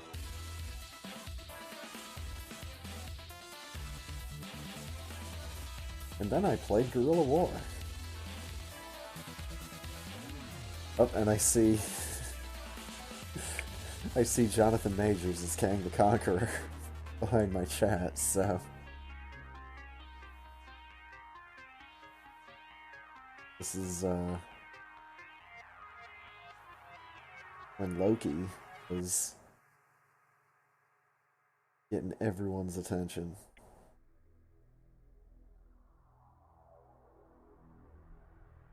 So, the thing with Guerrilla War, a lot of people say that this game is...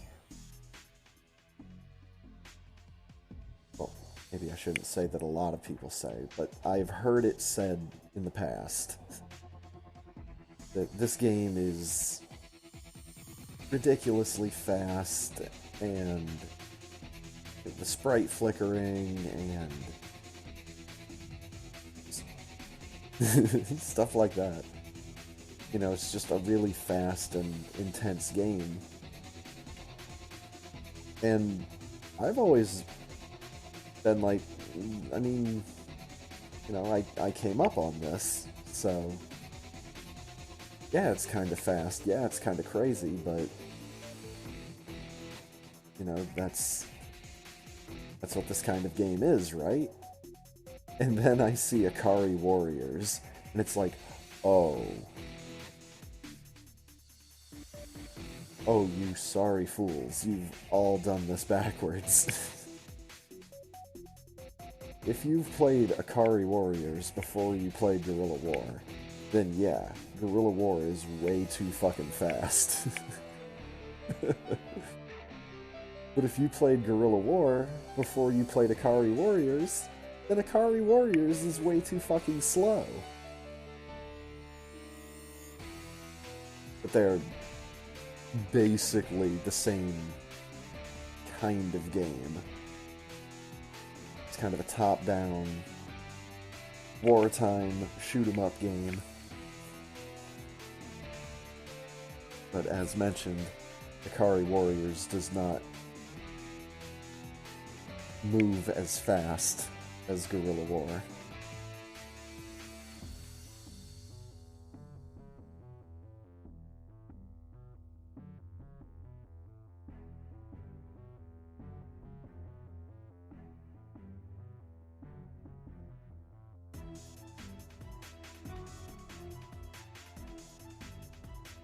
But yeah, I really like the music in Guerrilla War. I also really like the fact that you can game over and just continue.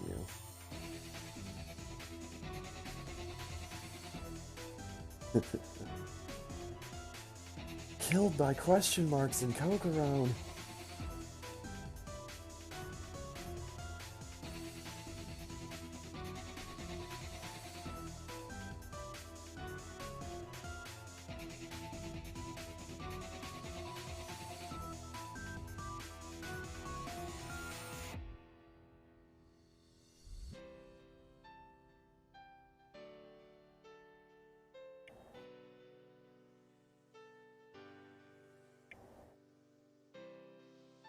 I'm just waiting for it.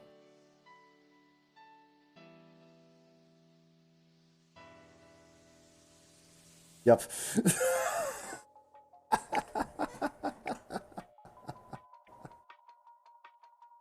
Just shot right down through the fucking floor.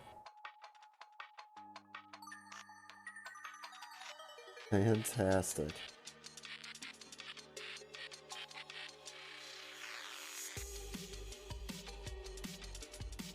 Okay. Now is a good time to start talking about this. Sometimes a song comes across on chiptune Rainwave that flags the copyright system here. Okay, no big deal. You go over to copyright claim, hit see details. This pops up. Normally, what happens then is you go to select action and you get a number of options. You could trim out the segment, you could mute the audio, or you could dispute the claim. But when I go to this particular one, and any of my videos that have been flagged because of music by this particular artist, I can't mute the audio. I don't have the option to mute the audio, so that the video can at least be seen. YouTube is not giving me the option to mute the audio for any of my videos that have any of this guy's music in it. This has not been an issue until earlier this year. And I can't mute the other audio. And I can't mute that. And this guy's music seems to be the common thread amongst all the videos that have this issue.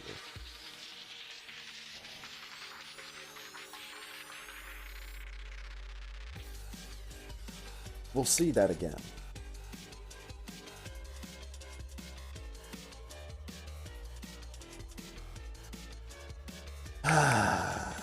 But on a much happier note, the time that Punk and I played Thief Town.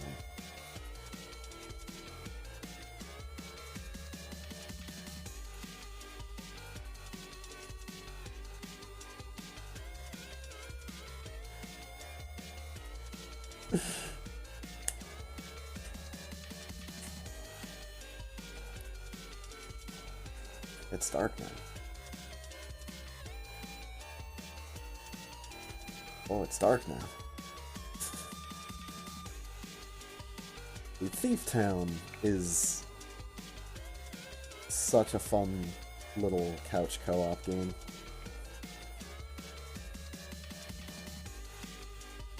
I mean, it's super simple. You can either do Spy Town, or Drunk Town, or regular Thief Town. So, you know, 3 different game modes. Super simple art style.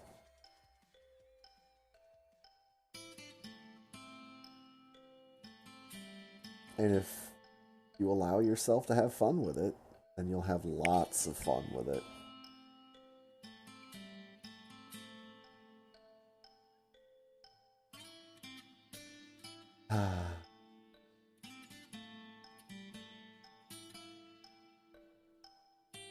Now, onto what is probably my favorite game that I played all year. That would be stacking. It's another situation where I saw this in a Game Informer years and years ago. And finally got my hands on it. Finally played through it. So glad that I did.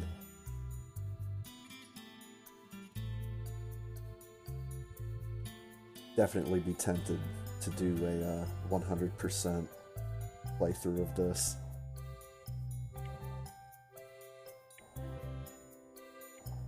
Or at least to 100% the save file that I've already got.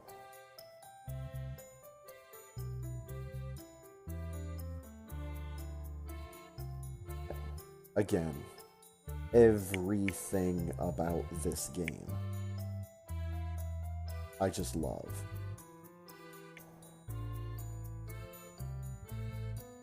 It's just one of those games where I'm just smiling the whole time I'm playing it.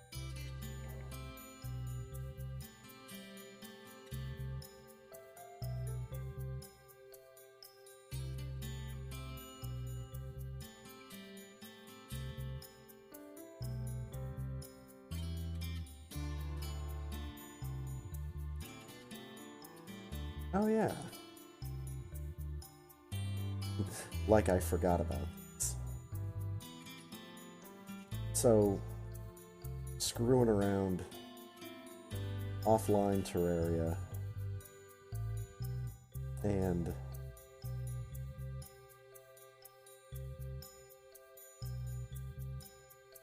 got my character to do something silly. Get stuck in a spiky wall like that. When you jump out of it, it just shoots you straight down. So the one thing I want to try is if I can get... I want to see how far you can go with that. You don't even need to use your grappling hook. Turns out. You just kind of walk into position. And then, yeah, you push jump and it just shoots you down through all the spikes. So I'm wondering if I can make a elevator like that.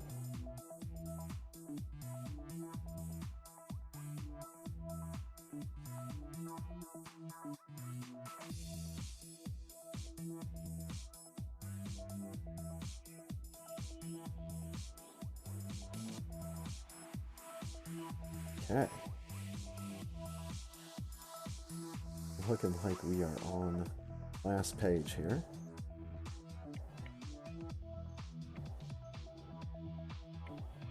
And we did start up playthrough of Skyrim at this point.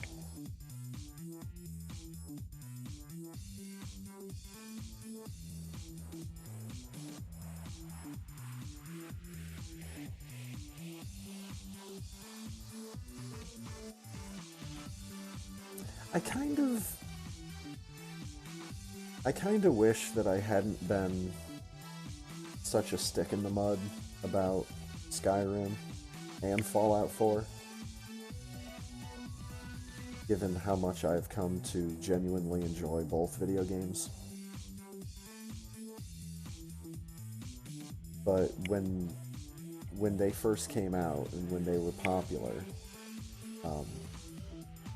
I did not have the means to play them. Did not have a powerful enough computer to play either one. And I didn't want to get the console versions.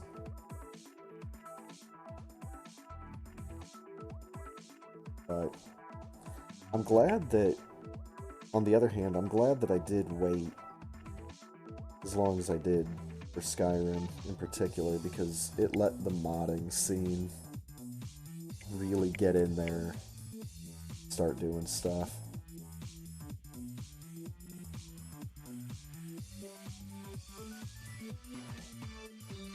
I'm using the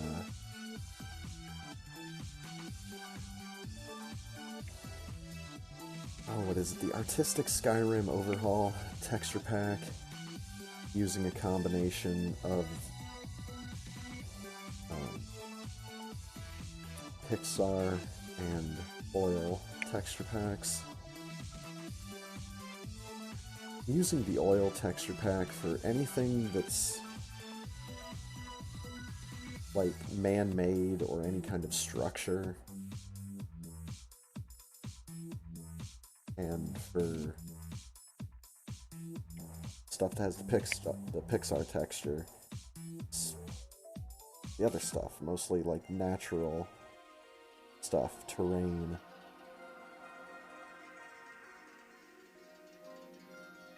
It's not a perfect marriage by any means, but in my opinion, the combination of the two looks better than either one of them by themselves. That's just my personal taste.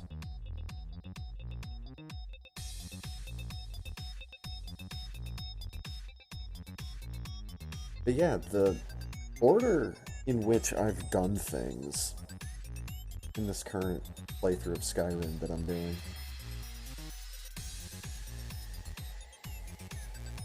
it's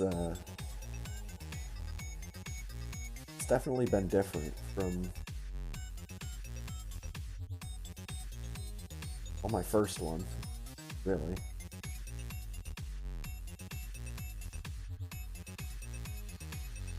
Because, like, I have some other characters where I'm just kind of messing around. But as far as, like, a full playthrough with my very first character and then with this character, yeah, the order in which we have done things has been pretty different. We both did the,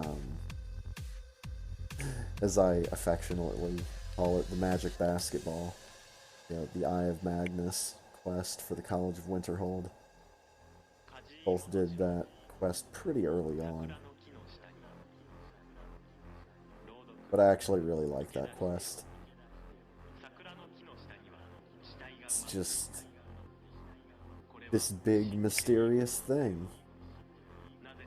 You don't really know what it is or what it's for.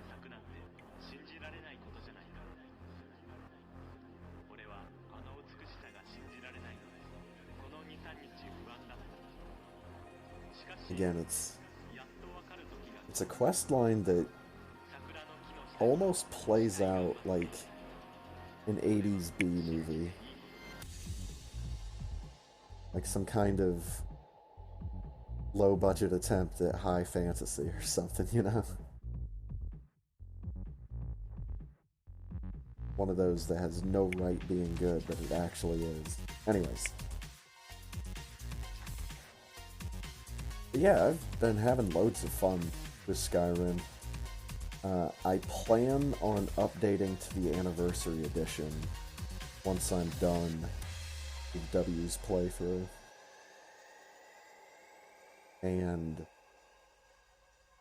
really, there's only gonna be like maybe 2 or 3 more sessions with this character in Skyrim. I've already made it clear that there are 2 quest lines in particular that I want to do, that I'm pretty much just going to devote an entire session to each one. And then if I do another 1 or 2 beyond that, then it's just going to be attempting to tie up some loose ends and trying to complete a whole bunch of other quests that I've managed to collect but haven't done yet. Like the kind of stuff where I will have to look up what I am supposed to do and then go do it. Ow. There you. Ow, what the f...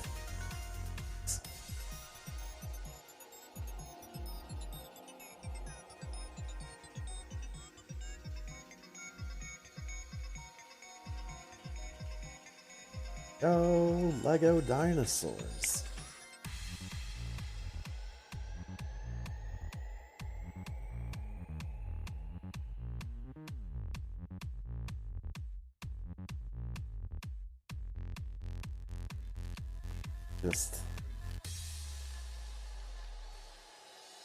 I love Lego games.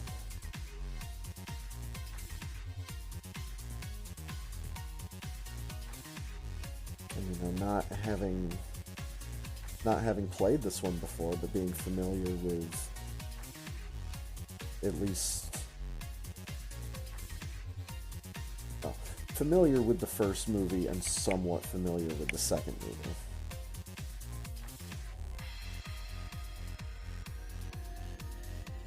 Just being able to see how they've done it in Lego form.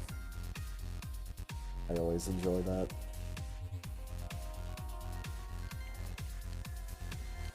Like, I mean, I still really like the original Lego Star Wars. I think it's probably pretty underrated on the list of all-time great video games. But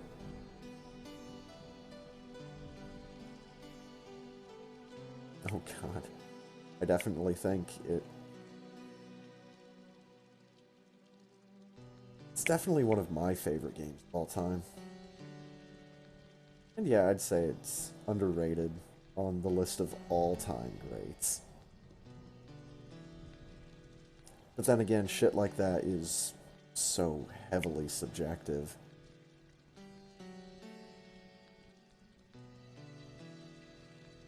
And someone could sit there and say Pac-Man's the greatest video game of all time. They'd have an argument. Say the same with, like, Tetris. You'd have an argument. I'm not gonna make it, but there's one to be made. He's just riding on the side of it.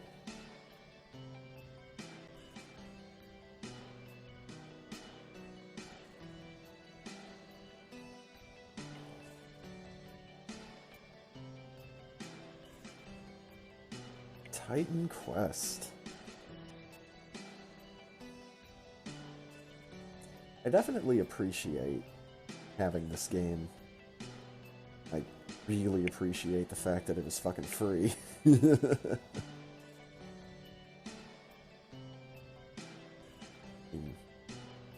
Hey, it's a Diablo clone. And, you know, it didn't feel like shit when I played it back in September, so one thumbs up. I think I even said at the time, if I ever want to play something like Diablo, can't play Diablo, this would be a replacement. Should be clear, I can play Diablo 2, but I can't stream Diablo 2. I've tried a combination, several things, Plunk. And for whatever reason, I just can't get it to go up in OBS.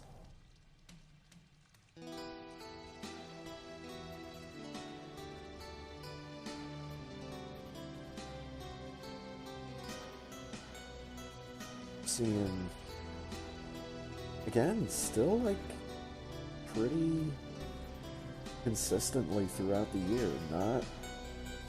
It's not like every week, but you know, it's every couple of weeks I'm throwing in some Aria of Sorrow random out there.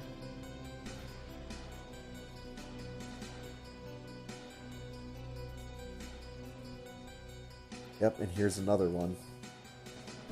And this one pisses me off because this is from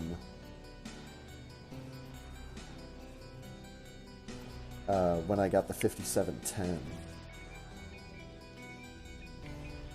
And, you know, I was able to get the run itself highlighted, but the whole stream, again, blocked. Copyright claim. See details. Oh, surprise, surprise, it's this fucking guy again. And I can't mute the audio. I can only dispute this. I can't even trim the segment. You know, cut audio and video. I have to dispute it if I want this video to be released, which is fucked.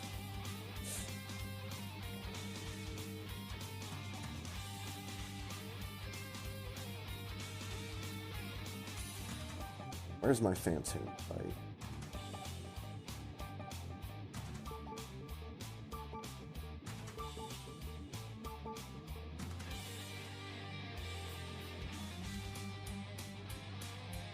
There we go. Deep into October at this point. Man, that shit right there.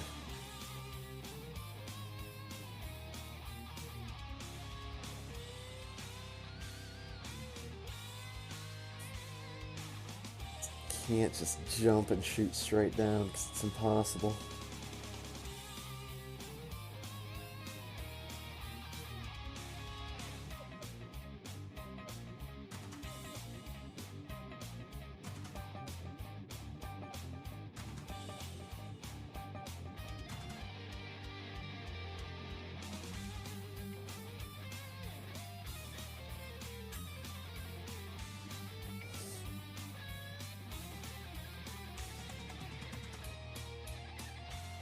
Slow boy.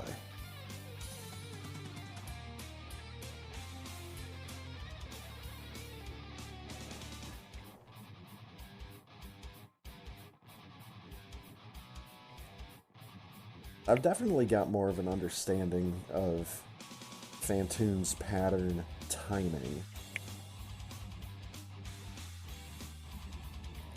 Like, I know when he's going to open his eye. It's either at point A, point B, or point C. But I've identified those after all this damn time. Still hate that boss. The somewhat spooky NES Mini Marathon.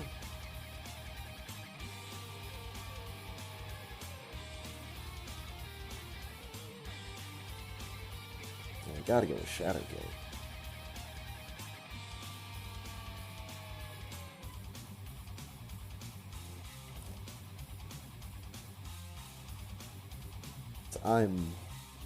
I am really happy that the notes that I have for Shadowgate are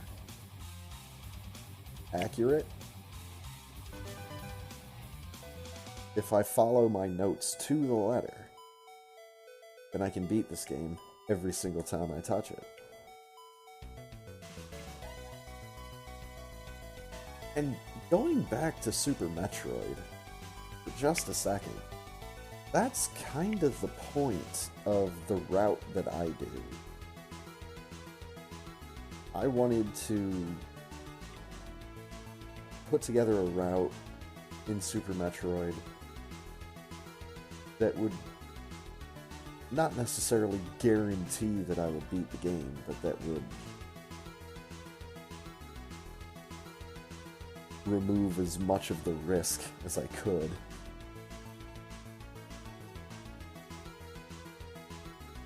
Getting more familiar with the game, I get to just stop collecting certain E-tanks. I wanted to make the game consistently beatable for me.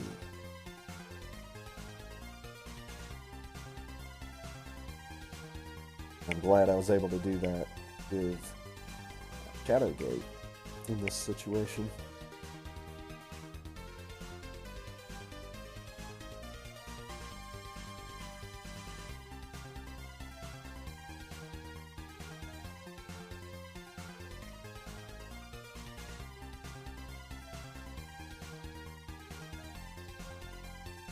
Oh, beard monster.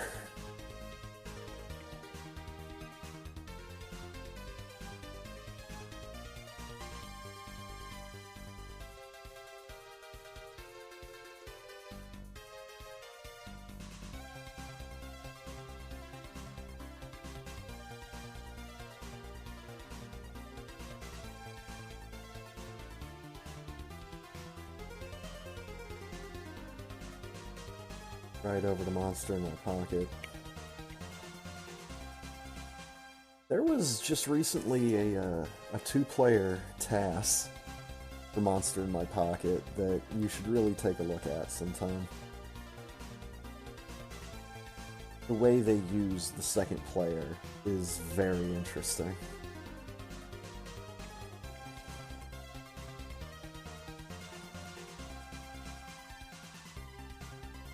It makes an absolute chump out of every single boss in this game.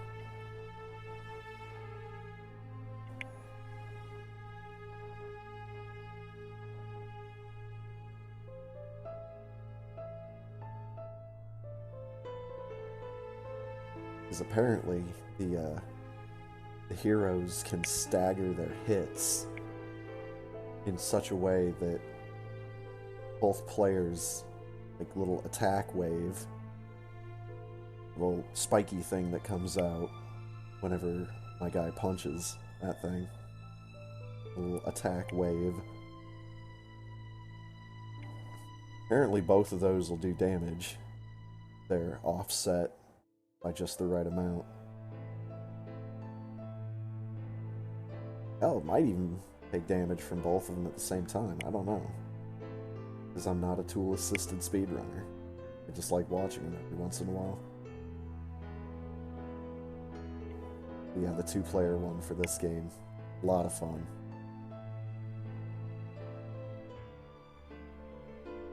See, Monster in My Pocket.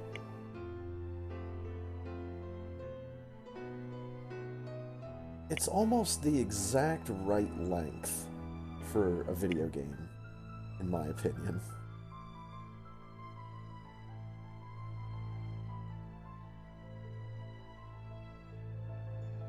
The last level is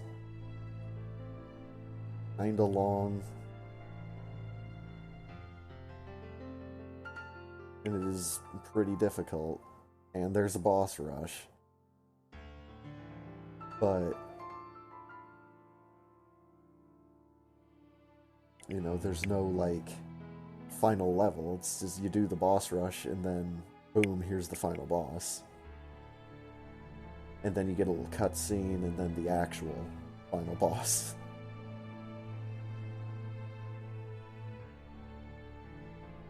But if I were to say that this game is not the right length for a video game, in my opinion, then I'd say it's just a little bit too long. For a game like this, from this time period.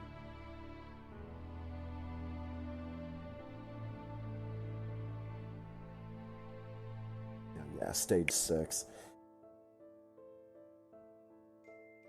And it's mostly just because stage 6 is, again, pretty long. And it has boss rush. Boss rush on an elevator. So, like, you can't speed it up.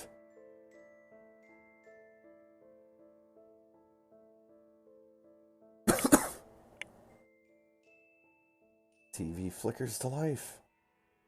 The true final boss.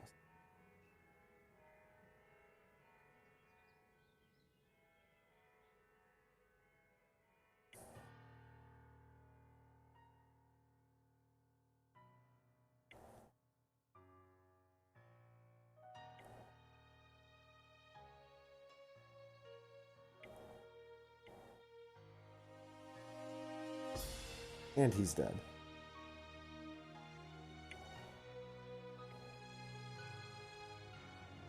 Yeah.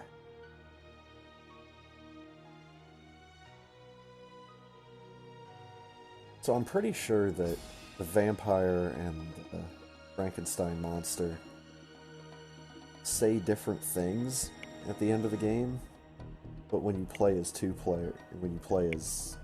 play through, when you do a two-player playthrough, then they both say their lines at the end, and you know, it is kind of a cute scene where they're just talking to each other saying, you know, hey, I hope that's all over with. But it's still... Oh boy.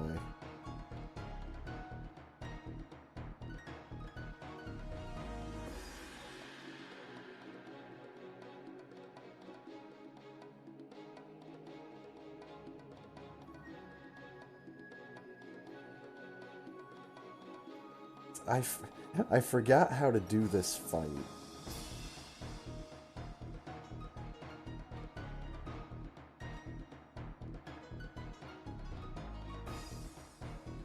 This fight is not as hard as I initially thought it was.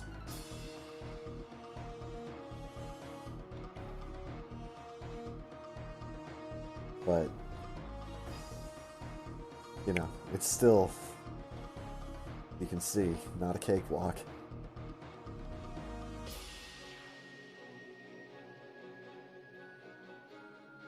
But then we fight Vigo.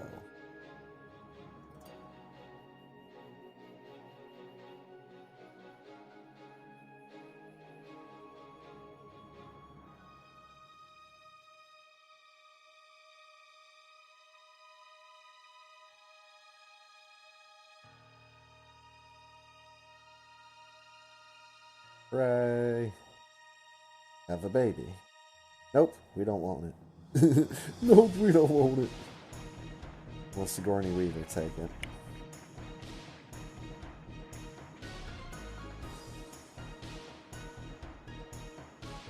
Statue of Liberty's coming to get ya. Ah, yes.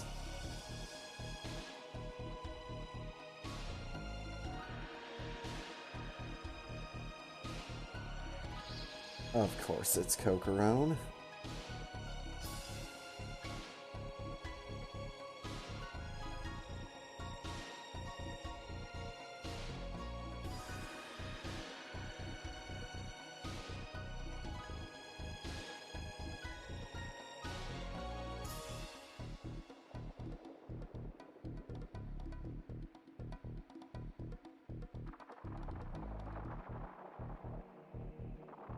Continued on with Totally Rad.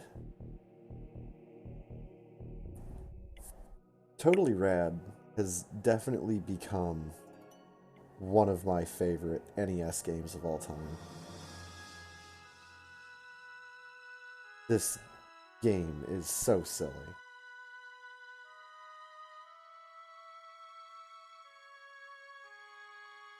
From these big dopey boss monsters that are just part of the background.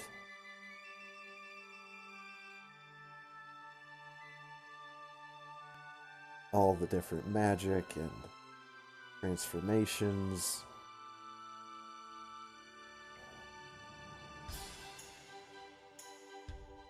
It's a shame that we didn't get Cocorone in the States, but did get this.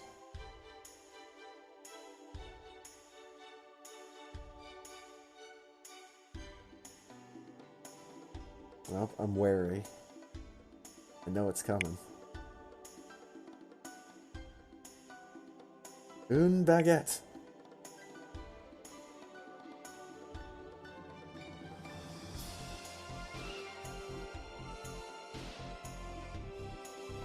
Good shit.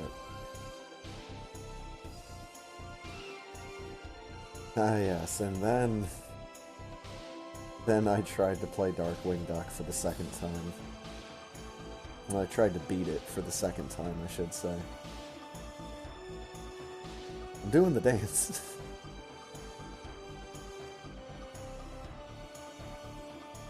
I really like this game. I'm just not good at it.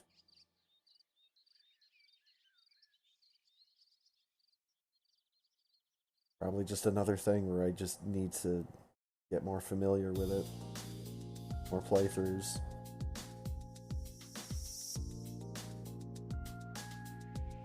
But at the same time, I've already beaten it.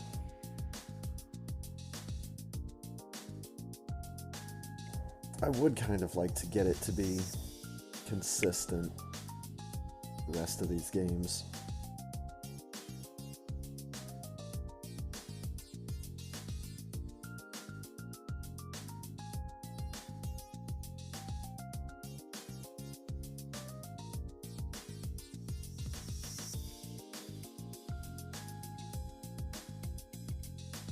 How to get into it?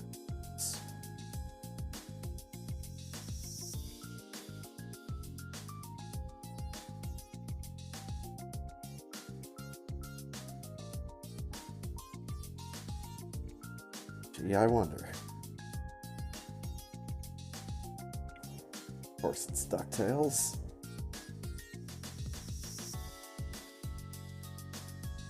And of course, I can't moon clip.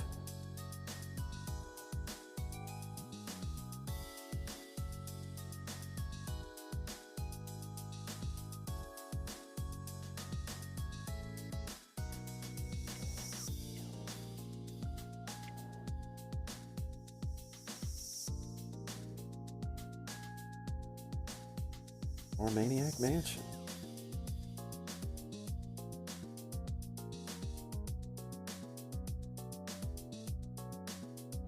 Spooky Halloween jack-o'-lantern.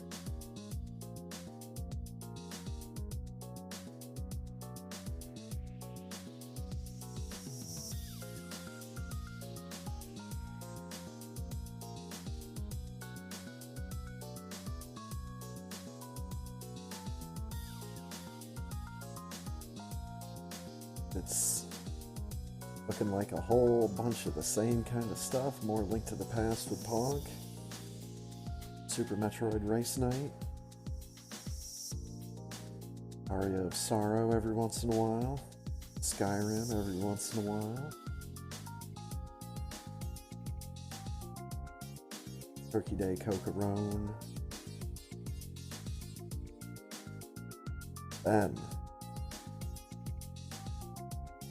Then I made a decision.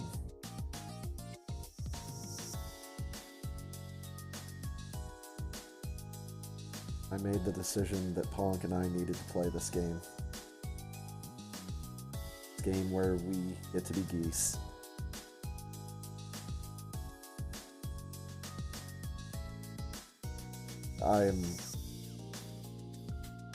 I have definitely thought real hard about doing a playthrough this game where I steal everything.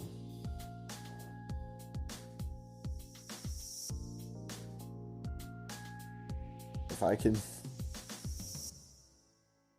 can get it back to the pit, I can get it spot where no one's gonna come take it, I will hoard everything in this game given the opportunity.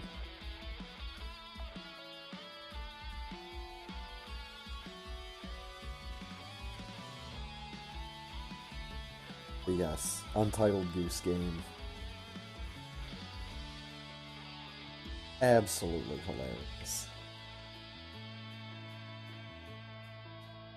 It's just running around and causing as much chaos as you possibly can.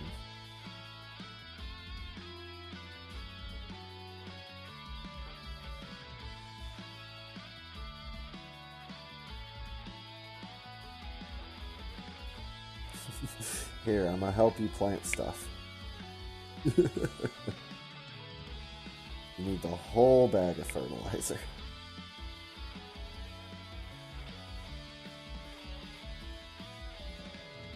My keys, haha.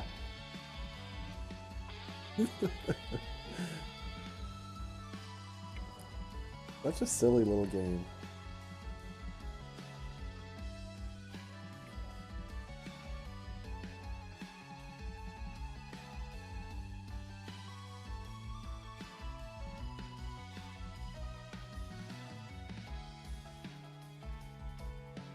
Ah, yes.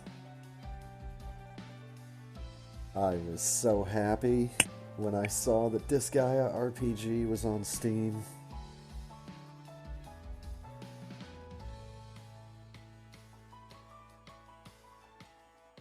This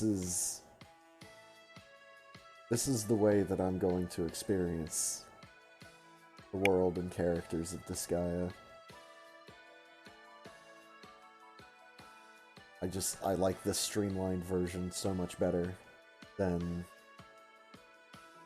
And to be fair, I've only played the first Disgaea, and I've only played the second one long enough to make sure that my disc worked.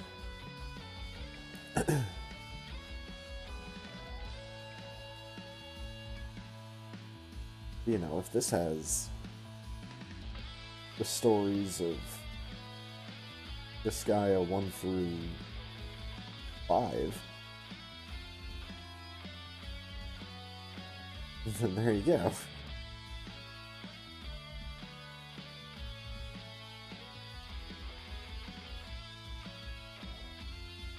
But yeah, I'm happy to have my hands on that.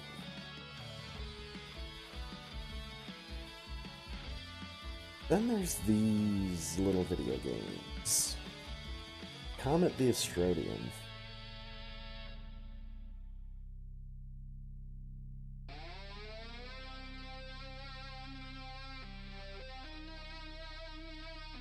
These games definitely have that old school feel to them. Stuff like Sonic. I also think of games like Rystar and Sparkster, especially when I'm doing shit like that. And I really do like the fact that you have the option to do that.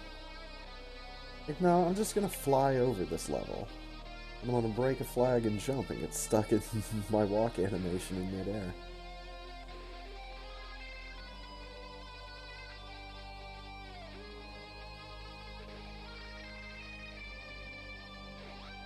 Not trying to be like overly fancy with the graphics, the art style. I appreciate that. Especially if you're going to be, you know, moving as fast as that sometimes. You're not going to be able to take in fine detail.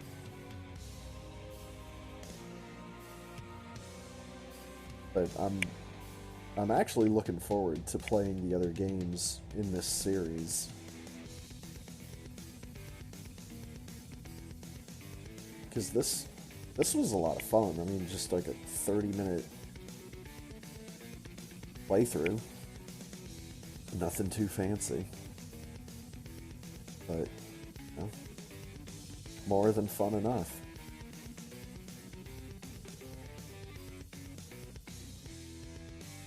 And we're starting to get into some real recent history here.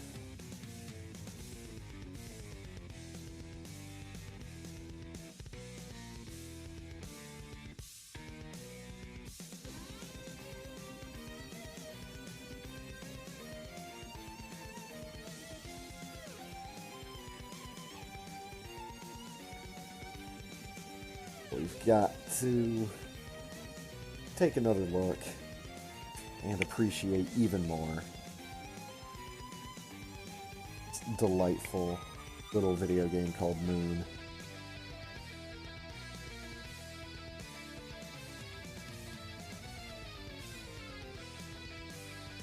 I can say that I'm excited to play through this game. That does not even begin to scratch the surface of it. This is one of just the most bizarre games, and the things that you have to do.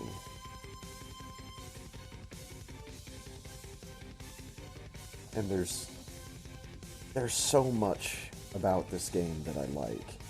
And I just recently saw that they put out an update to add controller support. So I'm real happy for that.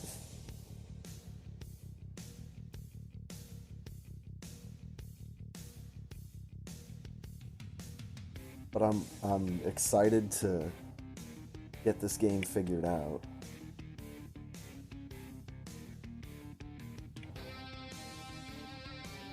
It is just one of the wackiest looking games that I can think of. Like all the claymation monsters.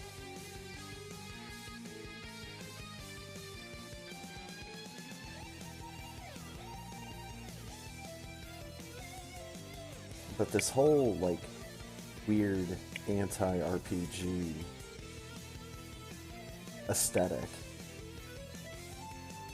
where, you know, the hero is going around killing all of these monsters so that he can get stronger and kill the dragon that's eating the moon or whatever. But then I show up. And through the power of love, I can revive the monsters.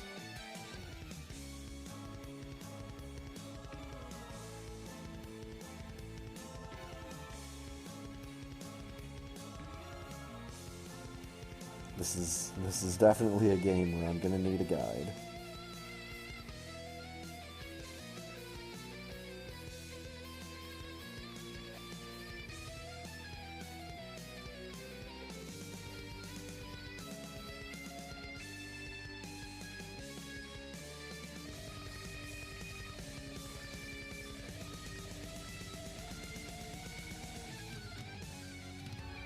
And then, just the other night, I threw down my 6th playthrough of The Fireman.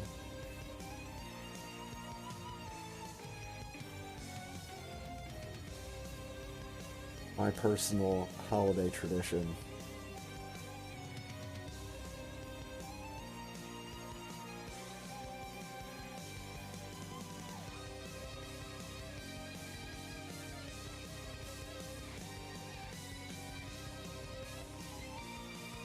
What's this shaking? Boiler room is a bomb.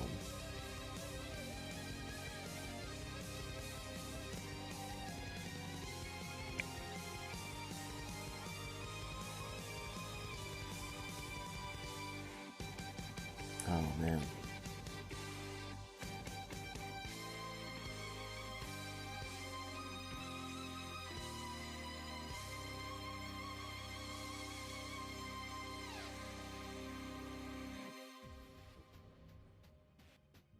And then from last night, Skyrim playthrough.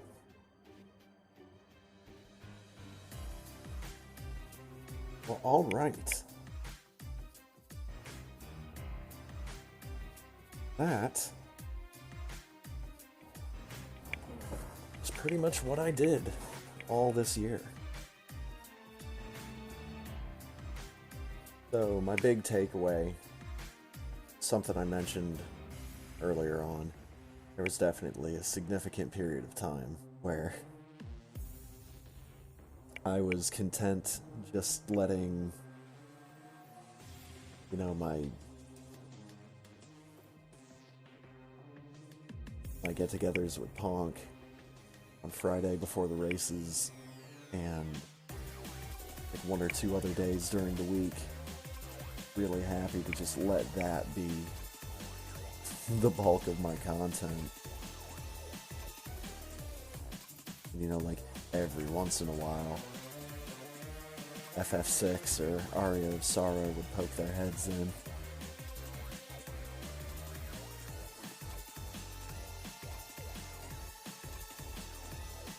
And a lot of the other stuff that I played,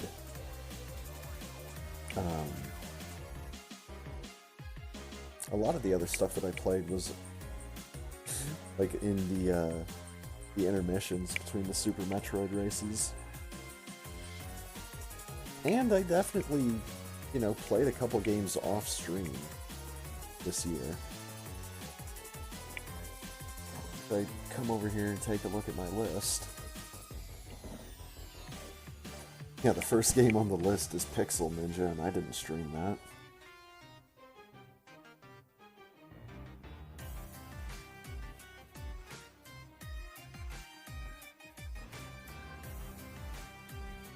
So from the list that I made, depending on how you rank one of these, I beat 16 games all by myself this year. 17 if you count R-Type 1 and R-Type 2 in R-Type Dimensions EX as different games. Then Bonk and I beat 6 games. Quick math tells me, what, 22, 23 games that I managed to get myself through. Some of them with some assistance.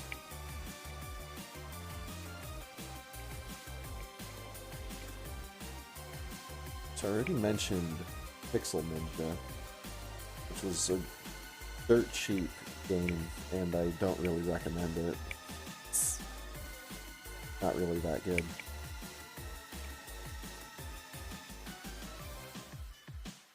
And, there's like 3, 4, 5, 6 games on this list of 16 that I didn't stream. Because I don't think I streamed Street Fighter 2 Turbo. Maybe that was in an intermission. I just don't remember. I did not stream Waroom, which is a surreal claymation kind of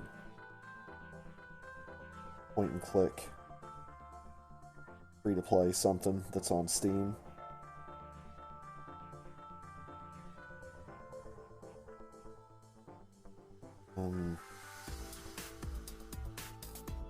The other one was a game called Bubble People, and I need to look up how to get a happier ending than the ending that I got. The ending that I got was so fucking sad, I decided to not upload the video.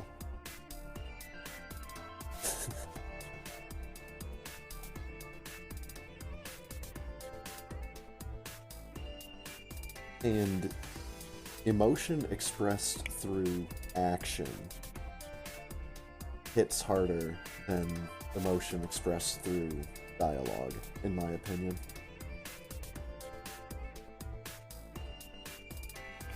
And the other game that I didn't stream, that I beat this year, Well, I didn't stream it because it was on my phone.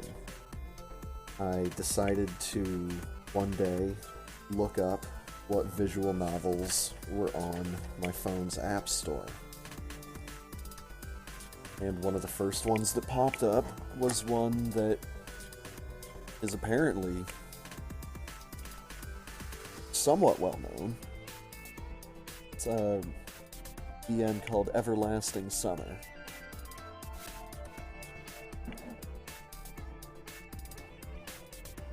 And I'm not gonna lie, there were definitely a couple moments reading that where I did get a good honest-to-God laugh. So, bits of the dialogue, some of the choices that some of the other characters make in the story, depending on what you do. I've definitely come to appreciate visual novels a lot more. You know, I was excited to finally get my hands on Root Double, and I'm pretty sure those new Tokyo Legacy games also fall in that. I think they might have other mechanics to them as well.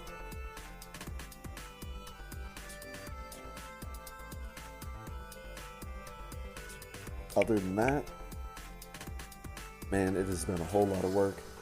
Well, I was gonna say a whole lot of work, a whole lot of sleep, and a whole lot of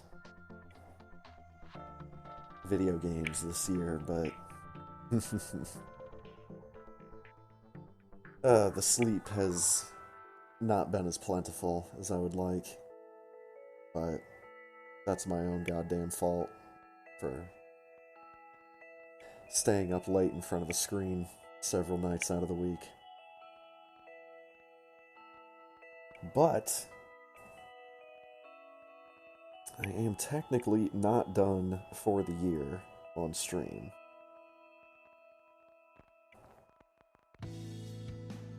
Because technically later tonight, it is 2:35 in the morning my time. But at 9 o'clock and 11 o'clock Friday night, gonna be checking in to see who's racing Super Metroid on New Year's.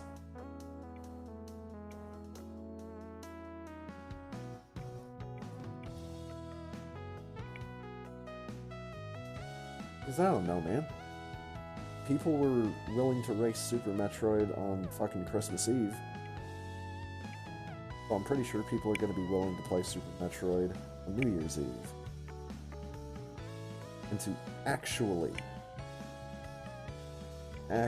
ring in the new year by finishing up a playthrough of Super Metroid. Well, gosh dang it, that just about sounds right.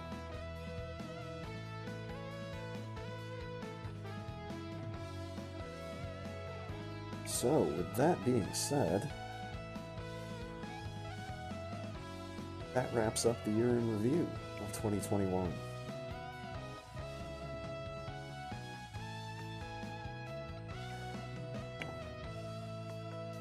Well, thanks for hanging out with me on this trip down memory lane. It's definitely been a lot of fun. I do kind of see myself settling into a pattern. So, hopefully gonna be able to spice things up. I need to just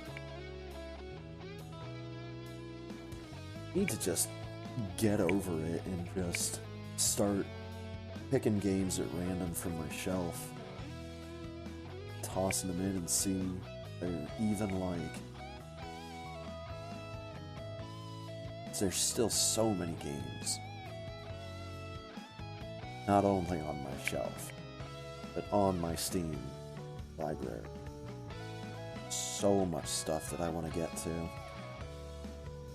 And give, like, a full, you know, possibly multi-session playthrough to.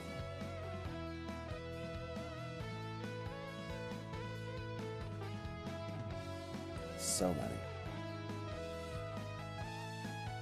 And there's still so many old games that I'd like to go back and play again, just because they're good.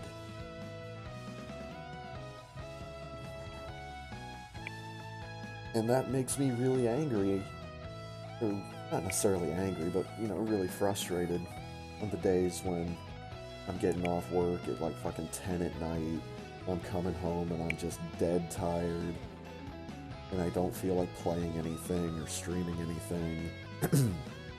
And if I do play something, it's gonna just be some, you know, grind fest that I don't have to pay a whole lot of attention to. Like Terraria with God mode on. Just sitting here in the middle of a cloud of enemies. I don't give a shit.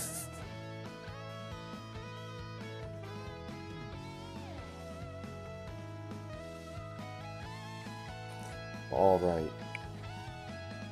That's it for me tonight. That's it for the year in review. I am going to be back Friday night, New Year's Eve night. Hopefully with some Super Metroid races. If not, I'll probably just play a couple runs by myself. And if not, I might just go to fucking bed early. I don't know. Anyways, thanks for stopping by. Thanks for hanging out. Thanks for watching. And I'll catch you next time. See ya.